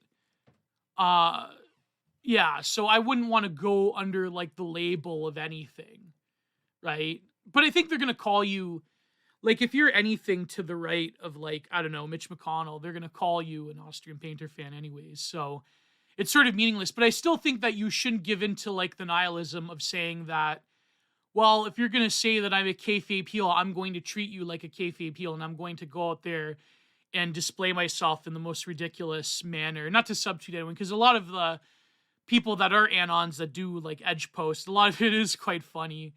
You know, I'm not going to lie. I'm not going to lie to you. I do have a weird sense of humor, but at the same time, I wouldn't go out there and festoon myself, and you know what I mean? I just don't think it's worth it to say that, well, if you think I'm evil, I'm going to act like I'm evil. I'm going to say I'm this certain blah, blah, blah. Like, I mean, because I've sort of not been afraid to associate with certain people who are my friends, people are like, you're this, you're that. I'm like, no, I'm not. I just that I choose to value people that are friendly to me, and I'm friends with pretty much everybody in this thing of ours. And if I bump shoulders with people that are edgier than me, then fine, you know. But I make a conscious effort to say to people, like, I'm not here as a political leader. I'm not here to lead a movement. I'm not here to do IRL activism. I'm like an artist and a writer and maybe a thinker, although that term is a bit too pretentious for me. I'm an opinion maker. I'm a conversationalist. I'm a conversation aficionado. And I'm a writer. and maybe you could say I'm a thinker. I'm not here to give you a like hard and fast political distinction that you must pin a cult of personality on, or a movement that's going to go to rallies and do things that can attract the attention and ire of very professional people that may or may not have glow in the dark ties. You know who I'm talking about. These professional activists, you know. But anyways, yeah, so I don't, that's another thing, that's another complication of why I don't go out there and say like go and support this movement because these people have the truth. Like I think we all have truth to an extent, but it's like when you pin your hopes upon one thing, of course it attracts negative attention as well. You know, that opens you up to saying like you know, like this person has the truth. Like then that's not, anyways. Let's go to Thick Mac, longtime supporter and patron of mine. Thank you very much, my friend Thick Mac. This is like a personal one. My wife and I are expecting our son this September. Oh, congratulations, my friend. Cream pie nationalism. Oh God, I shouldn't pervert it. I'm sorry, Thick Mac. We are stoked out of our minds and very blessed. Do you have any nuggets of wisdom for first-time father? Oh my God, please, why are you asking me this? I am a neat incel doomer loser. Why are you asking me this? Don't worry, I'm not exclusively outsourcing yeah, see, he even knew I would think this is crazy. Don't worry, I'm not exclusively outsourcing future father advice to my online parasocial relationships. Oh boy, why are you spending money on me, man? You should save money I understand if you want to lower your contribution. I mean, you gotta look out for your kid. I'm not outsourcing father advice to my online parasocial relationships. I have a community of friends and family. I'm looking for all the help I can get in this silly world. Asking you, Geo, can't hurt. Anyways, hope you're doing well and taking care of yourself. Well, thank you. I'm trying to take care of myself. Your content generally brings me a ton of joy. Oh, thank you, Thick Mac. Thank you. I think that, how should I say it? I can only think of what my father did right and what I would instinctively do. I think what you should do is you should really, very early on, try to encourage your child. If you have a boy, doesn't matter, boy or girl, try to encourage them to be as curious and to start to read and to start to ask questions as best as they can very early on. And I would try to read to them very early on, as my father did to me. And I would try to, if I was a parent, I would try to always think that, not just that this life is in my hands and that this is my legacy, but I would say that you can't let this attitude of I'm going to do better than my parents dominate your life, because oftentimes, and this is just a brutal fact, and I know it's kind of hard to hear, and I know it's kind of like a black pill, but in a way, we all are our parents. In a way, we all are our father's sons or daughters, our mother's sons or daughters, and you're going to inevitably carry on certain traits and certain proclivities that have been instilled in you from the time that you were young, and you're going to inevitably fall into a lot of the traps that your parents have set out for you. And even if you come from like a good childhood and you didn't have to overcome the struggles of having like terrible parents. And I've had, like, for example, I have two of my best friends, without getting into it. I shouldn't really get into it. They put it this way: they've had less than stellar fathers in their both their lives, and I feel like a father's job sometimes isn't to be there for every single little thing in life, but to be there for the big things.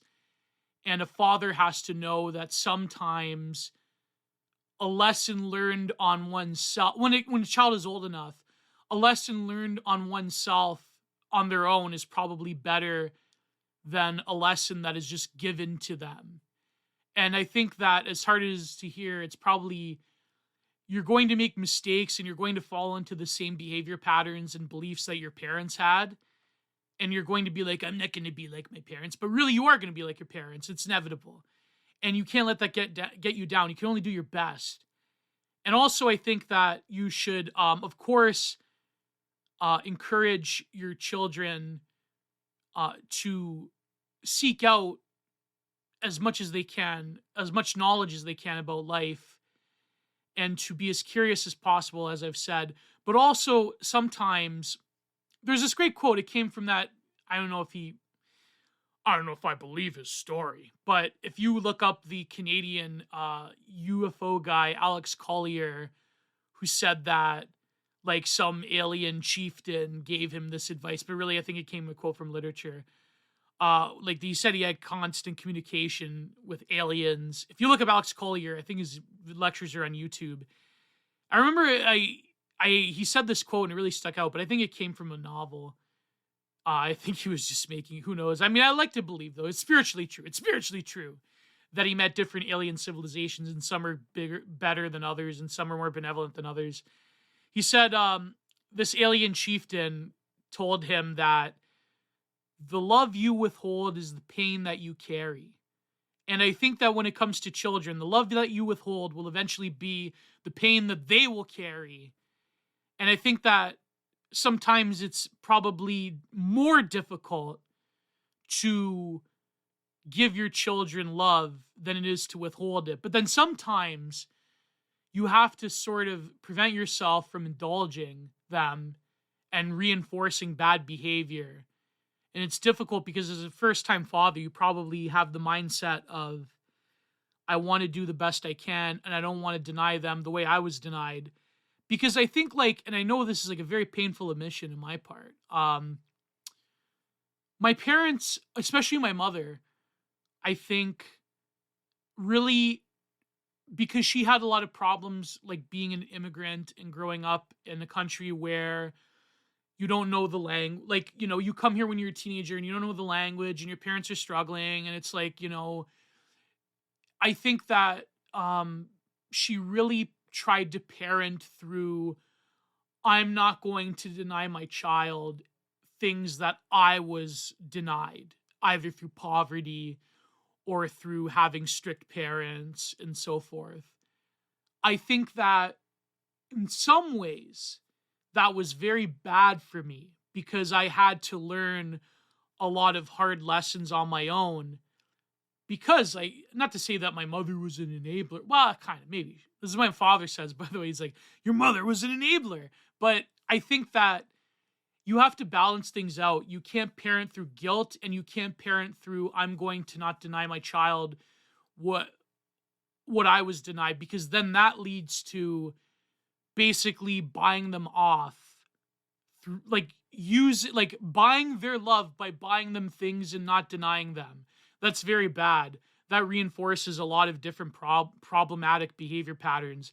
And I think, not that I blame my mother or I blame my parents, but I think that and the fact that I am an only child, it really kind of did do a number on me. It kind of made me, when I did struggle, when I did have to claw for everything I have, and I had to do things my own way. I couldn't do it a normal way. I had to, even in school, I had to carve my own, it had to be my way. I had to do things that I felt comfortable with. And it was very, I kind of was a sensitive young man. I was very, standoffish in school. I would have to, when I would play with other kids, I would, look around a bit. I would be timid, but then I would get into it. Or I, hated going to different grades. I hated going to the next year because then I would have to, get used to a new classroom and a new teacher, and I hated that. I hated change ever since I was a kid. Maybe that's why I'm like a far right reactionary, because I hate change. I despise it. I think change is evil. Maybe that's the truth of me. That's my behavior pattern. It's I'm very much adverse to change. It's very every time I've had to change in my life, even now trying to lose weight, I hate it. Like not that I hate losing weight, not that I don't hate like lifting weights or whatever. It's just that I hate having to do things that bring me not just bring me discomfort, but I hate having to get used to a new situation. And a lot of my life I've hermetized. And I think that's probably because not that my parents enabled that. My mother, I think, tried to do the best she could, but I think that because I was an only child and because I was so used to the company of adults and I think it really led to a problem with me, the fact that I'm such a hermit because I hated change, I hated discomfort. My mother couldn't stand to see me in like pain or whatever. And I think that I really took advantage of that. I was a little okay, say for YouTube. I was terrible when I was a kid. I was like really I knew how to manipulate my parent like my mother, not my father. My father would see right through it, but I was like a little I like really knew how to manipulate them. Be well, my mother, not my father. I can never manipulate my father, but my father always like saw through it. Even like now, I have to write my book. He's like, "You better start like you don't realize this is your job. You're getting money for this." Blah, blah, blah. It's like I know. I hate like that nagging. It's like, but I think a lot of this is because A, I was an only child, and B, my mother didn't want to deprive me, and it didn't like. I listen. This is psychology. This is my therapy session. I hope you enjoy this therapy session of mine. Um, I think that you okay, Thick Mac. Here's what you have to do: have a kid, get used to having a kid for a year or so, and then seriously discuss with your wife having another kid. If I made the choice, as much as okay, you want really my advice from my perspective? I think that being an only child is a curse and a blessing. Okay? Being an only child is a curse and a blessing because on the one hand, if you are a sensitive young man or a sensitive young woman a sensitive young man as I am myself, I think that it gives you time to reflect and to read and to contemplate and it doesn't provide you a lot of distractions and it can give you the benefit of having a more of a sort of like grounded view of things because you are forced to advance mentally because you're mostly used to the company of adults, as I was. Like I can think of it like I my mother would make play dates for me and I like didn't have kids in my block. I had to like go like I had to go like a bit away like to see my friend Trevor and I didn't ride a bike. I really wasn't good at any sports except for like rough sports. I should have been a wrestler. I should have went to collegiate wrestling or something when I was in high school. But again, I was like I didn't want to do anything extra because I just wanted to sink into my work and isolate myself because I would have like periods where I have a lot of friends. I had I had a lot of interaction, but then I would just like I would lose friends and it would isolate myself. And so when you're an only child, you can really, if you're intellectually inclined, you could really use that to develop your skills as a sensitive young man. But I think that if I were to have children one day, God willing, I wouldn't have an only child. Okay. Now, as much as I benefited from being an only child, there are huge detriments. You have to realize that if you're an only child, yes, it's true that you will develop faster because you're always in the company of adults. Like I remember like being in my father's office in our basement and with his workers, and they would talk about like adult stuff. And I knew a lot of stuff when I was a kid, and it's like maybe I shouldn't have been there. You know what I mean? Not that not that my father was neglectful or whatever, but I think that being an only child really sucks when you get older because you don't have that solid socialization like someone does that is inherently living with a sibling where you know how to interact with people. You have to negotiate every single day, even just for like an extra piece of food or whatever at the dinner table. Like it's like everything is a constant negotiation. Like I can remember my friends that have siblings, like my one best friend, he's got like no word of a lie. I'm not making this up. I'm not joking. He has seven sisters. He's the eighth child, right smack dab in the middle, and he has seven sisters. He's the eight children. He's the only boy. and there's I couldn't believe it. He basically grew up in the longhouse, right? So he had to like learn about, and that's why he's such a stoic, and that's why he's very good with he's like a Volsow now. He had a very terrible relationship that was fun while it lasted, and it really devastated him. But then now he like women like I hate to say it, he's not that he's not good looking. He's not that great looking of a guy, but he's had like a lot of opportunities with women, but he's denied them because like he's good with that, with being a stoic when it comes to women, whereas I am not. I hate to say it, but I think a woman, like a right woman, could probably like just walk all over me. I hate to admit that, but it's probably the truth. So being an only child, it sucks because when you get older, you start to think of like, okay, I missed out on socialization. When your parents got older, you're sort of like an island, the three of you. And I think that you start to feel like closed in on yourself. And so my advice would be that if you have a child now, I would seriously consider having another child or multiple children. And I think that it would only be for the best. Because I think like there were a lot of moments in my life where I was like selfish and I wasn't like that attentive to other people's emotions, like especially my parents. And I think a lot of that was a product of just like being an only child and like being isolated, or like not bothering with trying to like go out there and socialize. You know what I mean? So I feel like this is my advice I would give to you as a first time parent, to not sweat the little things, because you're gonna like screw up eventually. That's inevitable. And I think that, seriously consider having another child and try to get your child to learn as quickly as possible.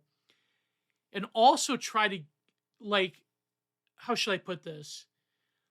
I think that you should really try your best to take things day by day.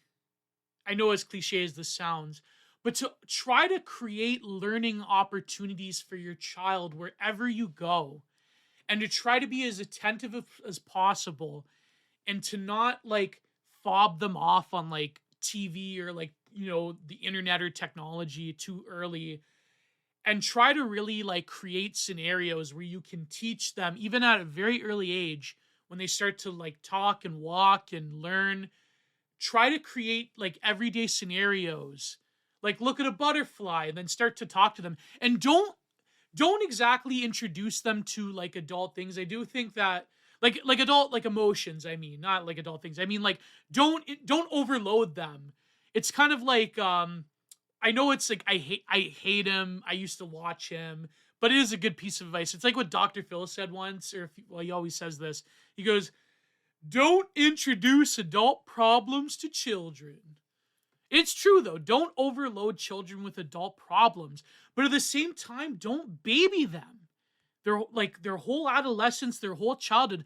Treat them as if they will be a smart and gifted child, and try to talk to them as you would even an adult, in the way of like trying to teach them things, try to get them interested in like subjects that will help them grow.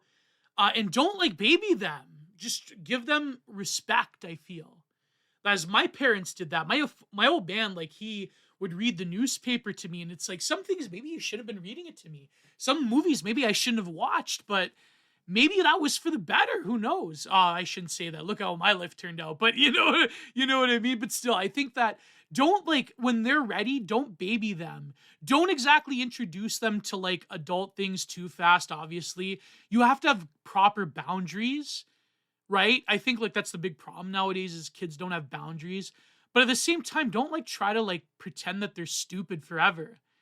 Try to get them curious, try to get them involved in things. Try to like every little moment have like a little learning opportunity. Like my mother used to do this. We would drive down the street and she would like point out to things on the street, and like would make up little stories and would try to teach me different things. And I'm going on for a long time now, but I think this question's fascinating. But I do this all for you, my glorious, lovely patrons.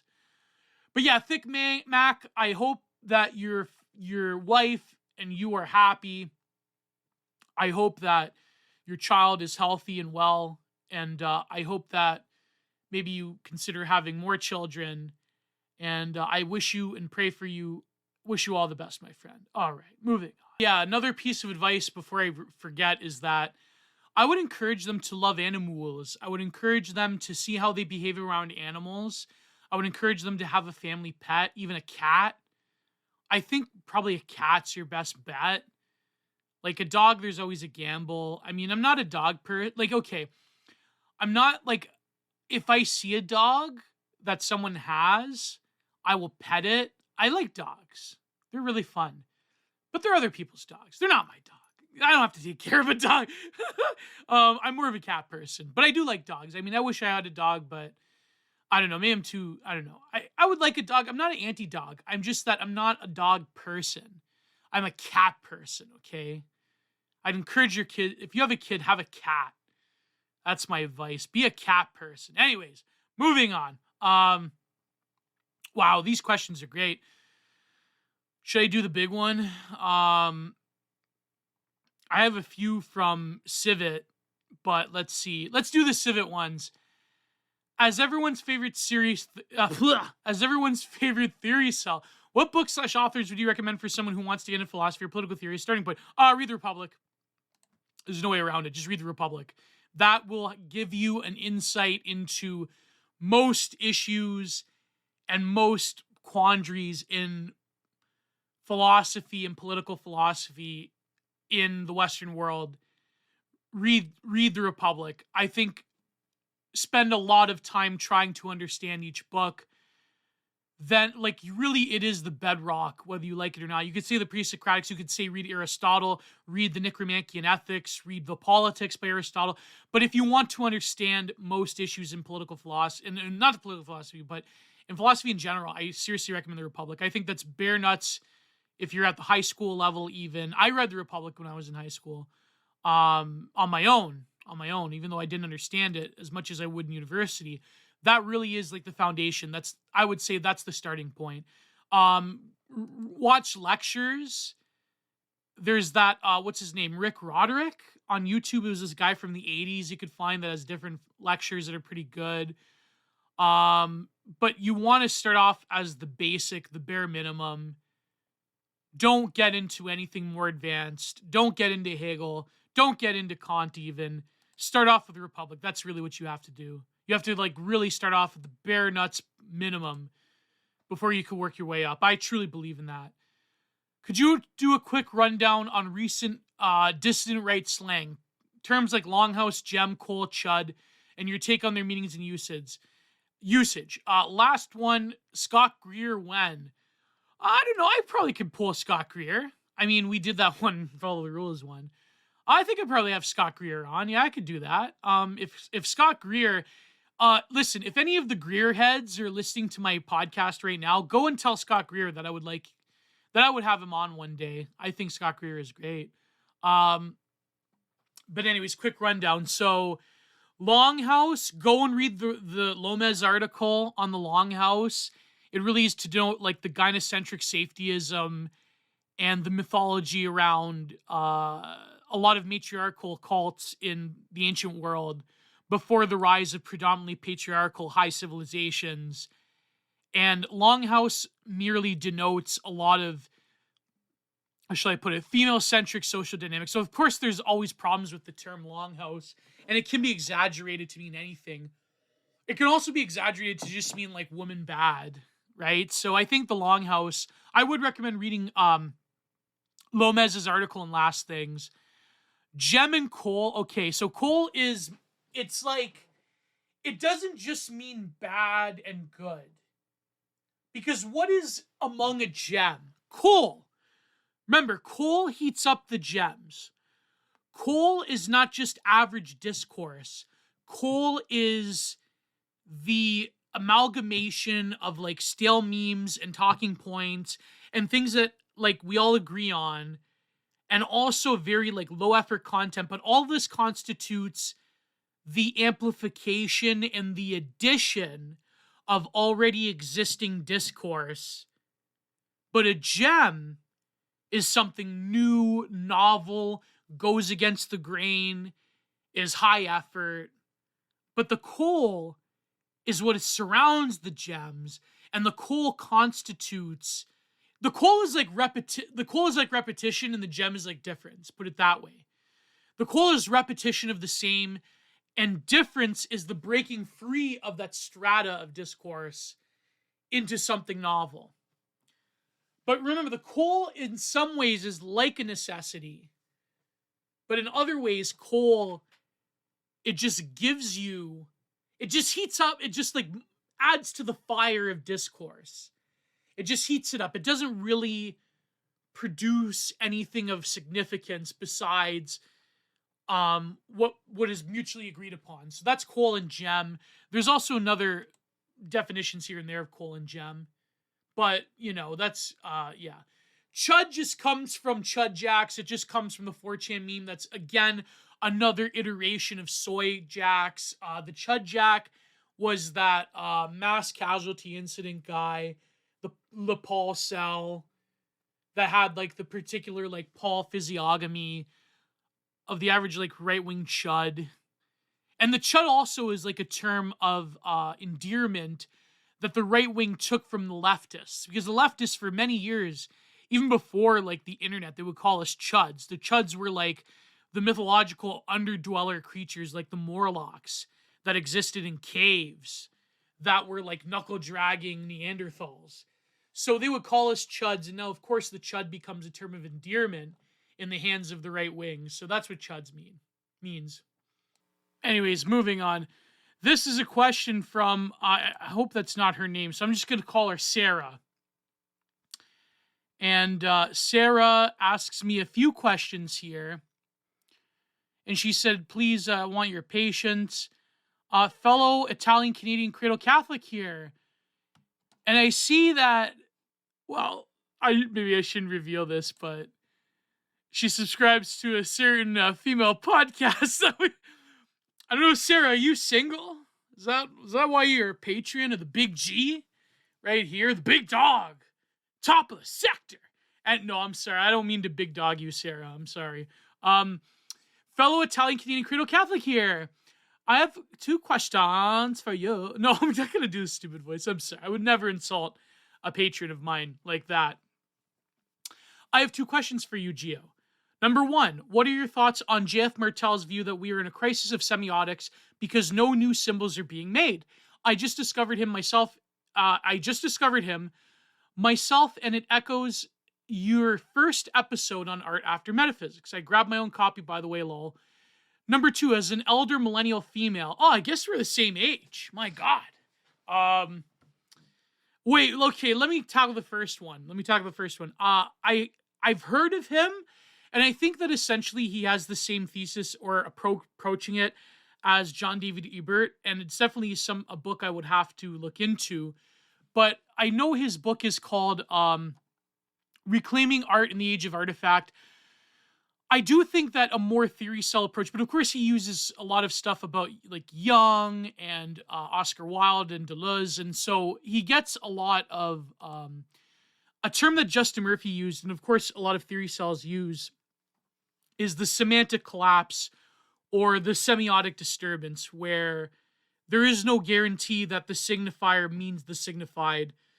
There is no guarantee that words and language can point towards an objective, warranted true belief on the nature of reality. And I think that he's correct in that. I think that we are living through the semantic apocalypse or the semiotic collapse. No new symbols are being made, exactly, because in some ways postmodernity terminates the field or the world picture of symbols, as John David Ebert says. It terminates the ability to create a new pantheon of symbols on the sort of cosmic web of being, upon the dome of the cosmos that is, like you could say, Jung's collective unconscious.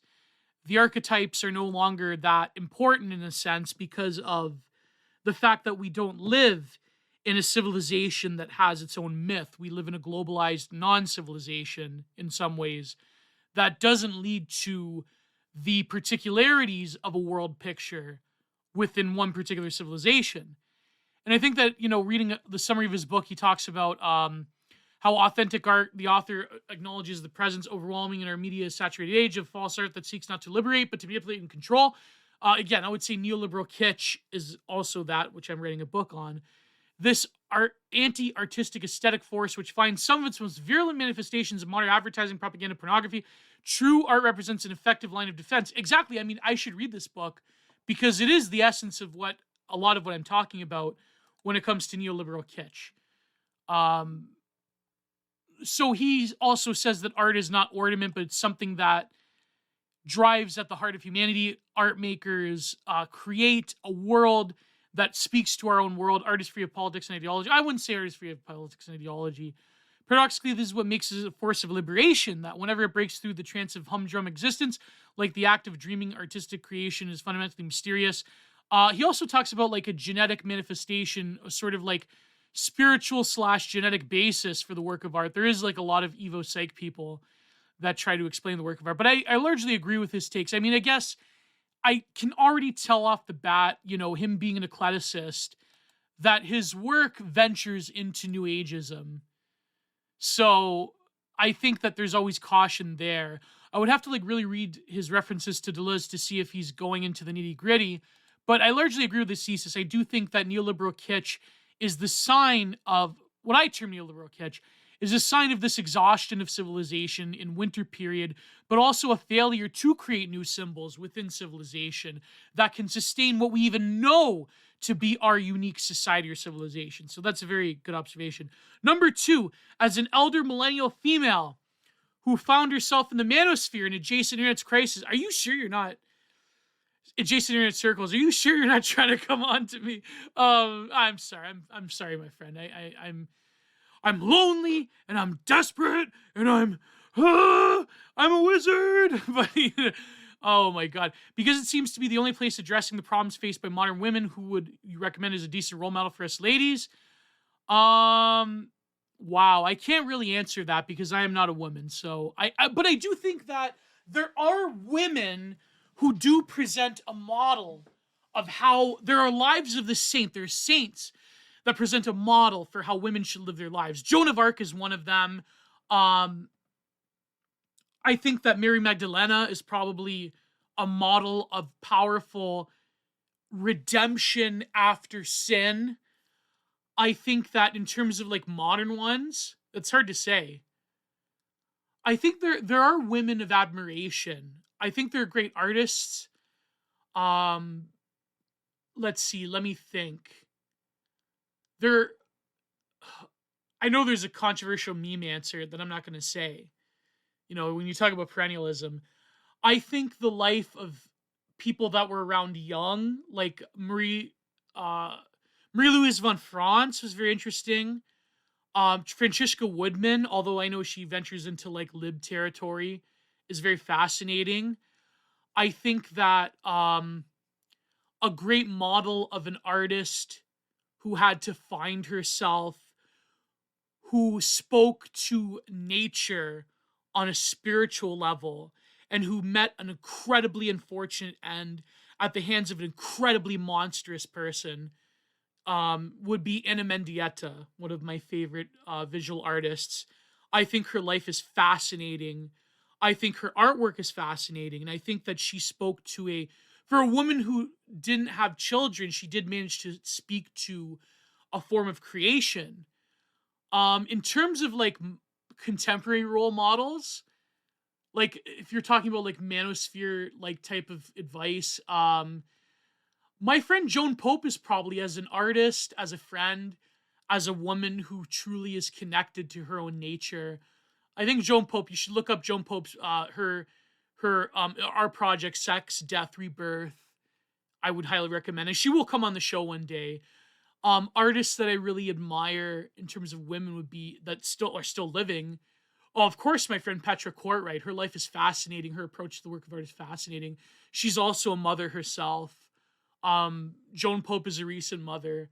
In terms of like advice, though, it's hard to come by. I think like there is a dearth of like proper female role models. I think you should look into female artists and female saints. I mean, there are terribly negative examples that you could follow, like whose life's whose life and writing are still fascinating, although as a cautionary tale would be people like Anais Nin. Anais Nin, if the pronunciation escapes me. Um, I think that her life is fascinating, although for very negative reasons. I mean, me and Art of Darkness podcast, we did like 5 hours on her work and her life. So yeah, I think there are tons of female role models. I think like the contemporary ones, I don't know, like I mean, your best bet would be, I guess, someone like Helen of Roy would be really fascinating, really great. She's really good influence. Of course, like, Alex Kashuta, my girl Alex Kashuta.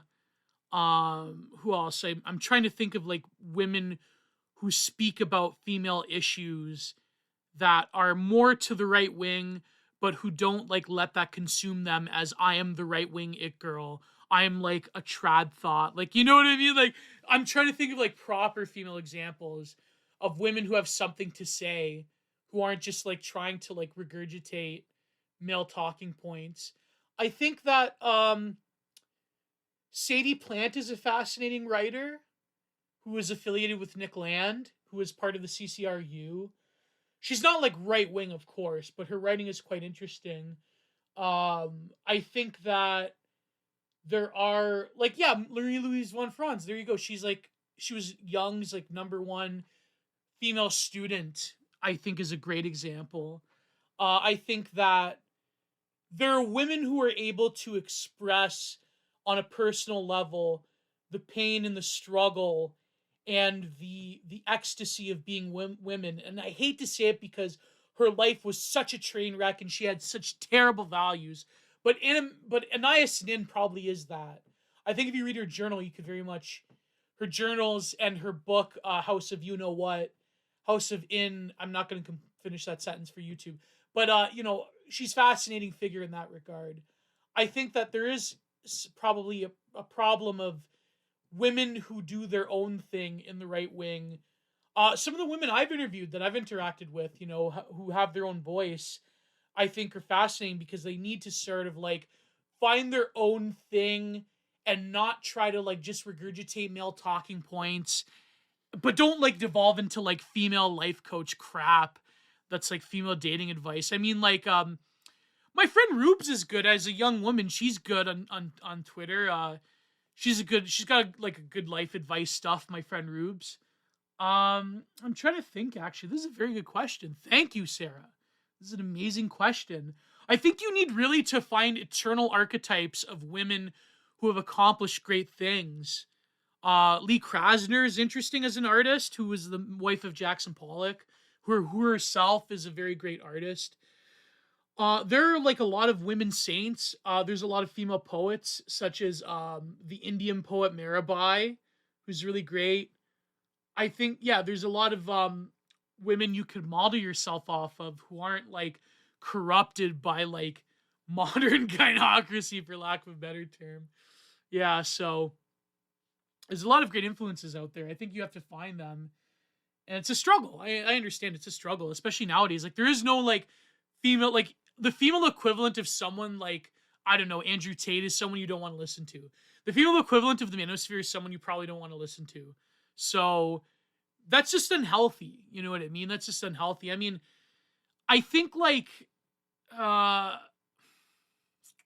as much as people give her a lot of crap, I think the default is probably, in terms of the way she analyzes being a woman that was terminally online, I think that's like needed. And I think that's something. There's a lot of like writers that I think are good, even though they have like libbish tendencies. Like, what's her name? Oh God, I was reading her blog because she mentioned default, and it was pretty good. She's a pretty popular Substack writer. Mary Gateskill. Mary Gateskill. That's who I was looking for. I mean, she's not like one of us, but her writing is pretty. She wrote this article about femcells that is pretty interesting. She writes about that stuff. I mean, word of caution, right? Like, But yeah, I know most of her stuff is paywalled, but it's quite interesting. Default likes her. But yeah, so I think that's probably a good list of women you should follow or at least pay attention to. Especially us ladies who found ourselves on the road to redemption of being duped by online neoliberalism? Question mark. Other than turning to God, is there a female BAP beyond Paglia? I mean, no, there is not a female BAP. There's Radfem Austrian Painter. Oh no, no. No, I wouldn't say it. I don't want you to like. Here's the thing. I don't bash her. She's cool with me. She definitely does say some insightful stuff, but I do think that she lets her own biases get in the way of her. And maybe one day, I don't know. I mean, well, let's not. Anyways, I'm not. I'm not as hard on our favorite rad femme as most people are. But anyways. I mean, she's.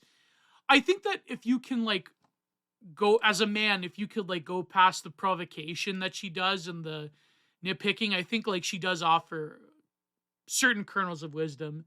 And I think like even her perspective at least is interesting, even though I don't entirely agree with, a lot of things she says, but give I think that deep down inside, people don't want to admit this, but they do respect a lot of people that they hate. They respect them enough to anger them, to give them that heel heat, Beyond Paglia, is there a female BAP? No, I don't think so. I don't think that there is the equivalent. I think that there are certainly positive female influences, some of them I outlined, but I don't think that you're going to, even like the old school, like female commentators of the right wing, like Blonde in the Belly of the Beast, or I mean, Philosophy Cat's pretty good. I mean, people bash her too. I think she's pretty good.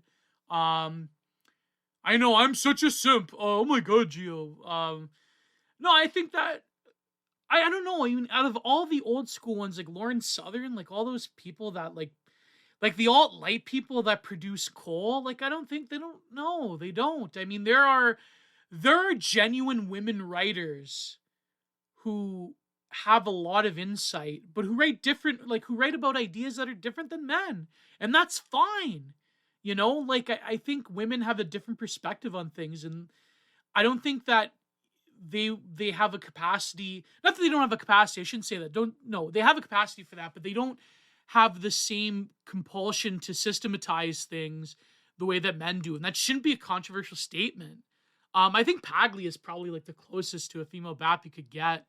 Yeah, I don't know. I mean, I think that there are writers in the same field. I think Paglia is sort of like a celebrity writer, and she's definitely a writer of worth. I love Paglia, even though I don't agree with like all of her takes. Yeah, I think that there's definitely women of quality. I think that we should rediscover women perennialists, women writers such as Marion Woodman. Yeah, like yeah, that's but yeah, I hope I'm giving you a good insight. Apologies in advance and thank you for your patience, and these questions have been asked or touched on previously. I'm recovering normie trying to get a foothold on all of this, and I'm getting a lot of your show. Thank you, Sarah. Thank you. And if you're single, please message me. I mean, I'm desperate. No, I'm kidding. I'm kidding. I would never use my influence as a parasocial thing towards a female listener of mine. I would never do that. Never. But maybe I will. Anyways, moving on. David, I'm just gonna call him David in case it's his real name. David, who is your favorite poet? What are your thoughts on painters like Blake? I love William Blake. I mean, I don't agree. I don't agree with his theology. I think his theology is quite heretical. I don't like. There's a reason why Logo really loves him, but I do think that his approach to Christianity, his approach to the biblical stories are fascinating, and of course, his approach to the work of art is totally something that I'm down with, and something that has in some ways been an influence on me. And I think that he has a very, when it comes to a total artwork, I think Blake is the closest you're ever going to get to a total work of art, because he was a poet and a printmaker and an artist. And I think that his whole pantheon of mythos is, and the sort of romanticism of Blake, that's quite fascinating. and something that's worthy of exploration, obviously. But in terms of my favorite poet, I wouldn't really pick. I mean, I have tons of them. I like a lot of the modernists. I like a lot of the beat poets, like William Carlos Williams. I like the more like all the spiritual stuff. I really like a lot of the perennialists that became poets, like Fritjof Schumann. The poetry of Siri Aurobindo. I really like Denise Levertov. Denise Levertov is really fascinating. I really like her collected works. Thomas Merton was a good poet. But in terms of like poet proper, I mean, in my life, I've really been influenced by T.S. Eliot. I know that's like a common answer, but The Hollowed Men was really a poet that I discovered from an early age that really inspired me and really evoked imagery that I have always wanted to paint, but I felt at the time I wasn't confident enough to paint at the capacity and the skill set that I was at. So, for example, The Hollowed Men, that one scene of people huddling together for warmth on the edge of the Tumid River to represent the river Styx, like that was always an image that I really felt strongly about, that I wanted to paint, and maybe one day I will, maybe one day soon. There are certain spiritual poets that have always followed me throughout my life. You know, T.S. Eliot is definitely one of them. I would say, yeah, but I couldn't really pick a favorite one. There are poets that I keep going back to. You know, there are, like, I really love a lot of the modernists. I love free verse. I love, prose, that type of stuff. Like some of the romantic, like some like Keats and Byron. Like I love The Dream by Byron.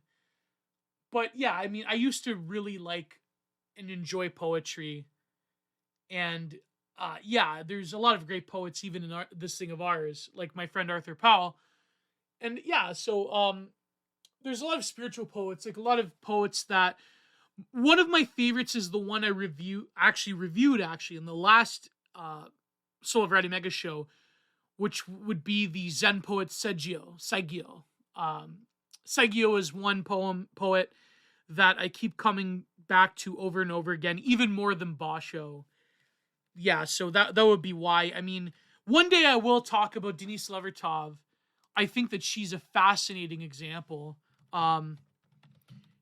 in terms of a poet, like a female poet. And yeah.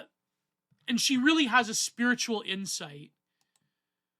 And I think that's, very much needed, especially from a female perspective. Denise Levertov, she was born, Yeah, she was born in Britain, naturalized American poet. She lived up until the early 90s. She was like awarded the Frost Medal. And yeah, I really like her. I really like her poetry. She was part of like, she was affiliated with like the Black Mountain Review and stuff like that. And she was really, I think, the higher of the American transcendentalists. She was very influenced by Ezra Pound and people of that ilk, and the more, Charlie Olson and people like that, William Carlos Williams. She was a modernist that really did have a very strong religious undertone that is quite amazing. I think she's really one of the best. Anyways, moving on. And okay, final question. In the free version, that is. This comes from Nick, and it's about architecture. I've been seeing a lot of post-era Soviet collapse ruins, and I was, wow, what part of the world are you in? Are you in the Donbass right now? I was wondering what your thoughts are on Chernobyl, modern blue yellow, and the effects you think Russians living among the most modern ruins of an empire are. Also, do you think a majority of liminal spaces are American because of globalization, or do you think each culture can possess liminal spaces? Is this a modern phenomenon? Well, you misspelled it, but it's all right. Or an ancient one? And to tie this together, do you think Russians perceive the Soviet era apartment blocks and other memorable landmarks as liminal spaces, the way Americans do to movie theaters, empty malls, etc.? Wow, that's a great question. Holy crap. That's a good one to end off of. My God, that's a good one. I think that people that are living in these parts of the world now, obviously Chernobyl is the ultimate symbol of tragedy and loss of empire.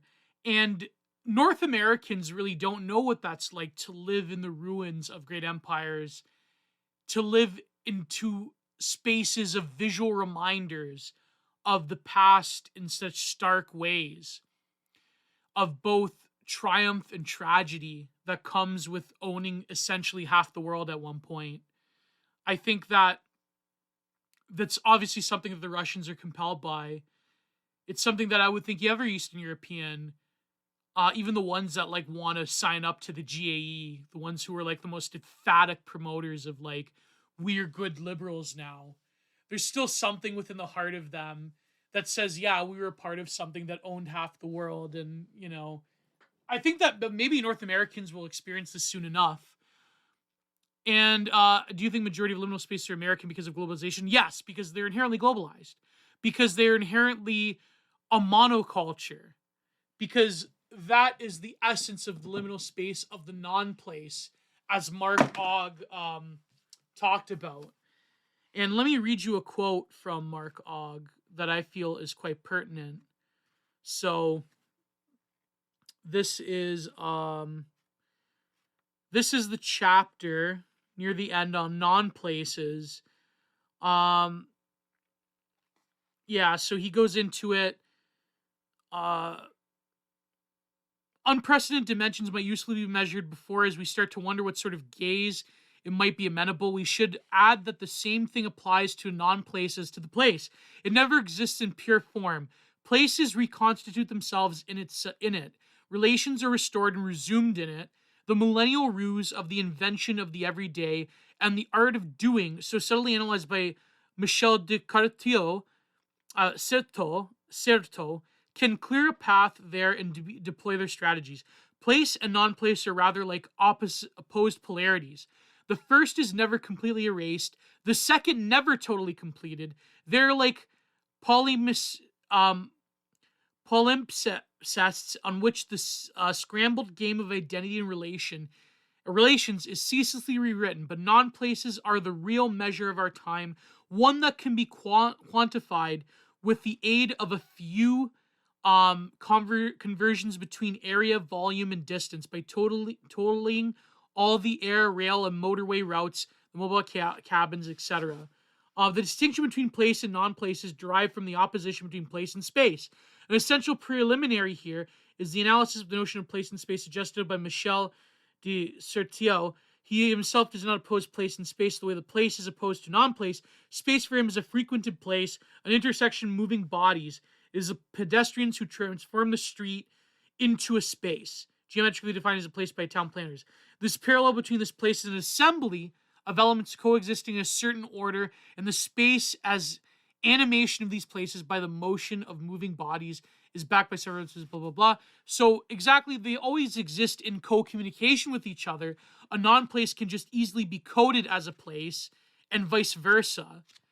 And there's sort of an inexhaustibility to them. That's the point. So if place can be defined as relational to the people, historical, and concerned with identity, then a space which cannot be defined as relational or historical or concerned with identity will be a non-place. Non-places mean spaces which are not themselves anthropological places and which, unlike in Baudelairean modernity, do not integrate the earlier places. Instead, they are listed, classified, promoted to the status of place of memory, and assigned to a circumscribed and specific positions. Holiday clubs, refugee camps, and so forth. So they don't have a history. They don't have a genealogy. They don't have a sort of situatedness that is defined by the people. And so Soviet ruins are places. They have a history. They're imbued with the significance of the Soviet Union that cannot be replaced. So I think it's much different.